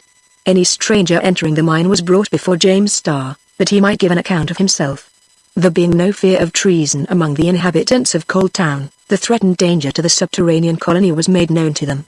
Nell was informed of all the precautions taken, and became more tranquil, although she was not free from uneasiness. Harry's determination to follow her wherever she went compelled her to promise not to escape from her friends. During the week preceding the wedding, no accident whatever occurred in Aberfoyle. The system of watching was carefully maintained, but the miners began to recover from the panic, which had seriously interrupted the work of excavation. James Starr continued to look out for Silfax. The old man having vindictively declared that Nell should never marry Simon's son, it was natural to suppose that he would not hesitate to commit any violent deed which would hinder their union. The examination of the mine was carried on minutely. Every passage and gallery was searched, up to those higher ranges which opened out among the ruins of Dundonald Castle. It was rightly supposed that through this old building Silfax passed out to obtain what was needful for the support of his miserable existence, which he must have done, either by purchasing or thieving. As to the fire maidens, James Starr began to think that appearance must have been produced by some jet of fire damp gas which, issuing from that part of the pit, could be lighted by Silfax. He was not far wrong, but all search for proof of this was fruitless, and the continued strain of anxiety in this perpetual effort to detect a malignant and invisible being rendered the engineer outwardly calm and unhappy man. As the wedding day approached, his dread of some catastrophe increased, and he could not but speak of it to the old overman, whose uneasiness soon more than equalled his own. At length the day came. Silfax had given no token of existence. By daybreak the entire population of Cold Town was astir. Work was suspended. Overseers and workmen alike desired to do honor to Simon Ford and his son. They all felt they owed a large debt of gratitude to these bold and persevering men, by whose means the mine had been restored to its former prosperity. The ceremony was to take place at 11 o'clock, in St. Giles's Chapel, which stood on the shores of Loch Malcolm. At the appointed time, Harry left the cottage, supporting his mother on his arm, while Simon led the bride. Following them came Starr, the engineer, composed in manner, but in reality nerved to expect the worst, and Jack Ryan, stepping superb in full Highland Piper's costume. Then came the other mining engineers, the principal people of Coal Town, the friends and comrades of the old overman, every member of this great family of miners forming the population of New Aberfoyle. In the outer world, the day was one of the hottest of the month of August, peculiarly oppressive in northern countries. The sultry air penetrated the depths of the coal mine, and elevated the temperature. The air which entered through the ventilating shafts, and the great tunnel of Loch Malcolm, was charged with electricity, and the barometer, it was afterwards remarked, had fallen in a remarkable manner. There was, indeed, every indication that a storm might burst forth beneath the rocky vault which formed the roof of the enormous crypt of the very mine itself. But the inhabitants were not at that moment troubling themselves about the chances of atmospheric disturbance above ground. Everybody, as a matter of course, had put on his best clothes for the occasion. Madge was dressed in the fashion of days gone by, wearing the toy and the rokelay, or tartan plaid, of matrons of the olden time. Old Simon wore a coat of which Bailey Nicol Jarvie himself would have approved. Nell had resolved to show nothing of her mental agitation. She forbade her heart to beat, or her inward terrors to betray themselves, and the brave girl appeared before all with a calm and collected aspect. She had declined every ornament of dress, and the very simplicity of her attire added to the charming elegance of her appearance. Her hair was bound with a snood, the usual headdress of Scottish maidens. All proceeded towards St. Giles's Chapel, which had been handsomely decorated for the occasion. The electric discs of light which illuminated Coal Town blazed like so many suns. A luminous atmosphere pervaded New Aberfoyle. In the chapel, electric lamps shed a glow over the stained glass windows, which shone like fiery kaleidoscopes. At the porch of the chapel the minister awaited the arrival of the wedding party. It approached, after having passed in stately procession along the shore of Loch Malcolm. Then the tones of the organ were heard, and, preceded by the minister, the group advanced into the chapel. The divine blessing was first invoked on all present. Then Harry and Nell remained alone before the minister, who, holding the sacred book in his hand, proceeded to say, "Harry, will you take Nell to be your wife, and will you promise to love her always?" "I promise," answered the young man in a firm and steady voice. "And you, Nell," continued the minister, "will you take Harry to be your husband?" And, before he could finish the sentence, a prodigious noise resounded from without. One of the enormous rocks, on which was formed the terrace overhanging the banks of Loch Malcolm, had suddenly given way and opened without explosion, disclosing a profound abyss, into which the waters were now wildly plunging. In another instant, among the shattered rocks and rushing waves appeared a canoe, which a vigorous arm propelled along the surface of the lake. In the canoe was seen the figure of an old man standing upright.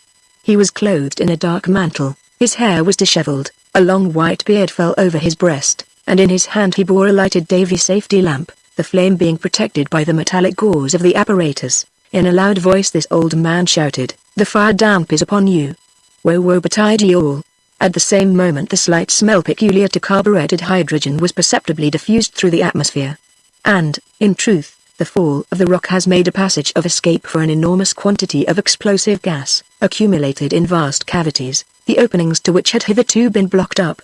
Jets and streams of the fire damp now rose upward in the vaulted dome, and well did that fierce old man know that the consequence of what he had done would be to render explosive the whole atmosphere of the mine. James Starr and several others, having hastily quitted the chapel, and perceived the imminence of the danger, now rushed back, crying out in accents of the utmost alarm, "Fly from the mine! Fly instantly from the mine, now for the fire damp! Here comes the fire damp!" yelled the old man, urging his canoe further along the lake. Harry with his bride, his father and his mother, left the chapel in haste and in terror. "Fly! Fly for your lives!" repeated James Starr. Alas! It was too late to fly. Old Silfax stood there, prepared to fulfill his last dreadful threat, prepared to stop the marriage of Nell and Harry by overwhelming the entire population of the place beneath the ruins of the coal mine. As he stood ready to accomplish this act of vengeance, his enormous owl, whose white plumage was marked with black spots, was seen hovering directly above his head.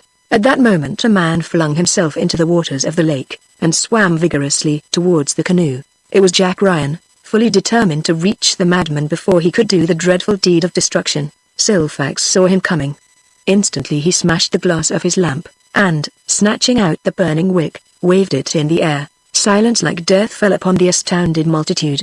James Starr, in the calmness of despair, marveled that the inevitable explosion was even for a moment delayed. Silfax, gazing upwards with wild and contracted features, appeared to become aware that the gas, lighter than the lower atmosphere, was accumulating far up under the dome, and at a sign from him the owl, seizing in its claw the lighted match, soared upwards to the vaulted roof, towards which the madman pointed with outstretched arm. Another second and New Aberfoyle would be no more. Suddenly Nell sprang from Harry's arms, and, with a bright look of inspiration, she ran to the very brink of the waters of the lake. "Harfang! Harfang!" cried she in a clear voice, "here! Come to me." The faithful bird, surprised, appeared to hesitate in its flight. Presently, recognizing Nell's voice, it dropped the burning match into the water, and, describing a wide circle, flew downwards, alighting at the maiden's feet. Then a terrible cry echoed through the vaulted roofs. It was the last sound uttered by old Silfax. Just as Jack Ryan laid his hand on the edge of the canoe, the old man, foiled in his purpose of revenge, cast himself headlong into the waters of the lake. "Save him! Oh, save him!" shrieked Nell in a voice of agony. Immediately Harry plunged into the water, and, swimming towards Jack Ryan, he dived repeatedly, but his efforts were useless. The waters of Loch Malcolm yielded not their prey, they closed forever over Silfax. Chapter 19 The Legend of Old Silfax. 6 months after these events, the marriage, so strangely interrupted, was finally celebrated in St. Giles's Chapel, and the young couple, who still wore mourning garments, returned to the cottage. James Starr and Simon Ford, henceforth free from the anxieties which had so long distressed them, joyously presided over the entertainment which followed the ceremony, and prolonged it to the following day. On this memorable occasion, Jack Ryan, in his favorite character of Piper, and in all the glory of full dress, blew up his chanter, and astonished the company by the unheard-of achievement of playing, singing, and dancing all at once. It is needless to say that Harry and Nell were happy. These loving hearts, after the trials they had gone through, found in their union the happiness they deserved. As to Simon Ford, the ex-overman of New Aberfoyle, he began to talk of celebrating his golden wedding, after 50 years of marriage with good old Madge, who liked the idea immensely herself. And after that, why not golden wedding number 2? You would like a couple of 50s, would you, Mr. Simon? Said Jack Ryan. "All right, my boy," replied the overman quietly. "I see nothing against it in this fine climate of ours, and living far from the luxury and intemperance of the outer world. Will the dwellers in Cold Town ever be called to witness this second ceremony? Time will show." Certainly the strange bird of old Silfax seemed destined to attain a wonderful longevity. The Harfang continued to haunt the gloomy recesses of the cave. After the old man's death, Nell had attempted to keep the owl, but in a very few days he flew away. He evidently disliked human society as much as his master had done, and, besides that, he appeared to have a particular spite against Harry. The jealous bird seemed to remember and hate him for having carried off Nell from the deep abyss, notwithstanding all he could do to prevent him. Still, at long intervals, Nell would see the creature hovering above Loch Malcolm. Could he possibly be watching for his friend of yore? Did he strive to pierce, with keen eye, the depths which had engulfed his master? The history of the Harfang became legendary, and furnished Jack Ryan with many a tale and song. Thanks to him, the story of old Silfax and his bird will long be preserved, and handed down to future generations of the Scottish peasantry.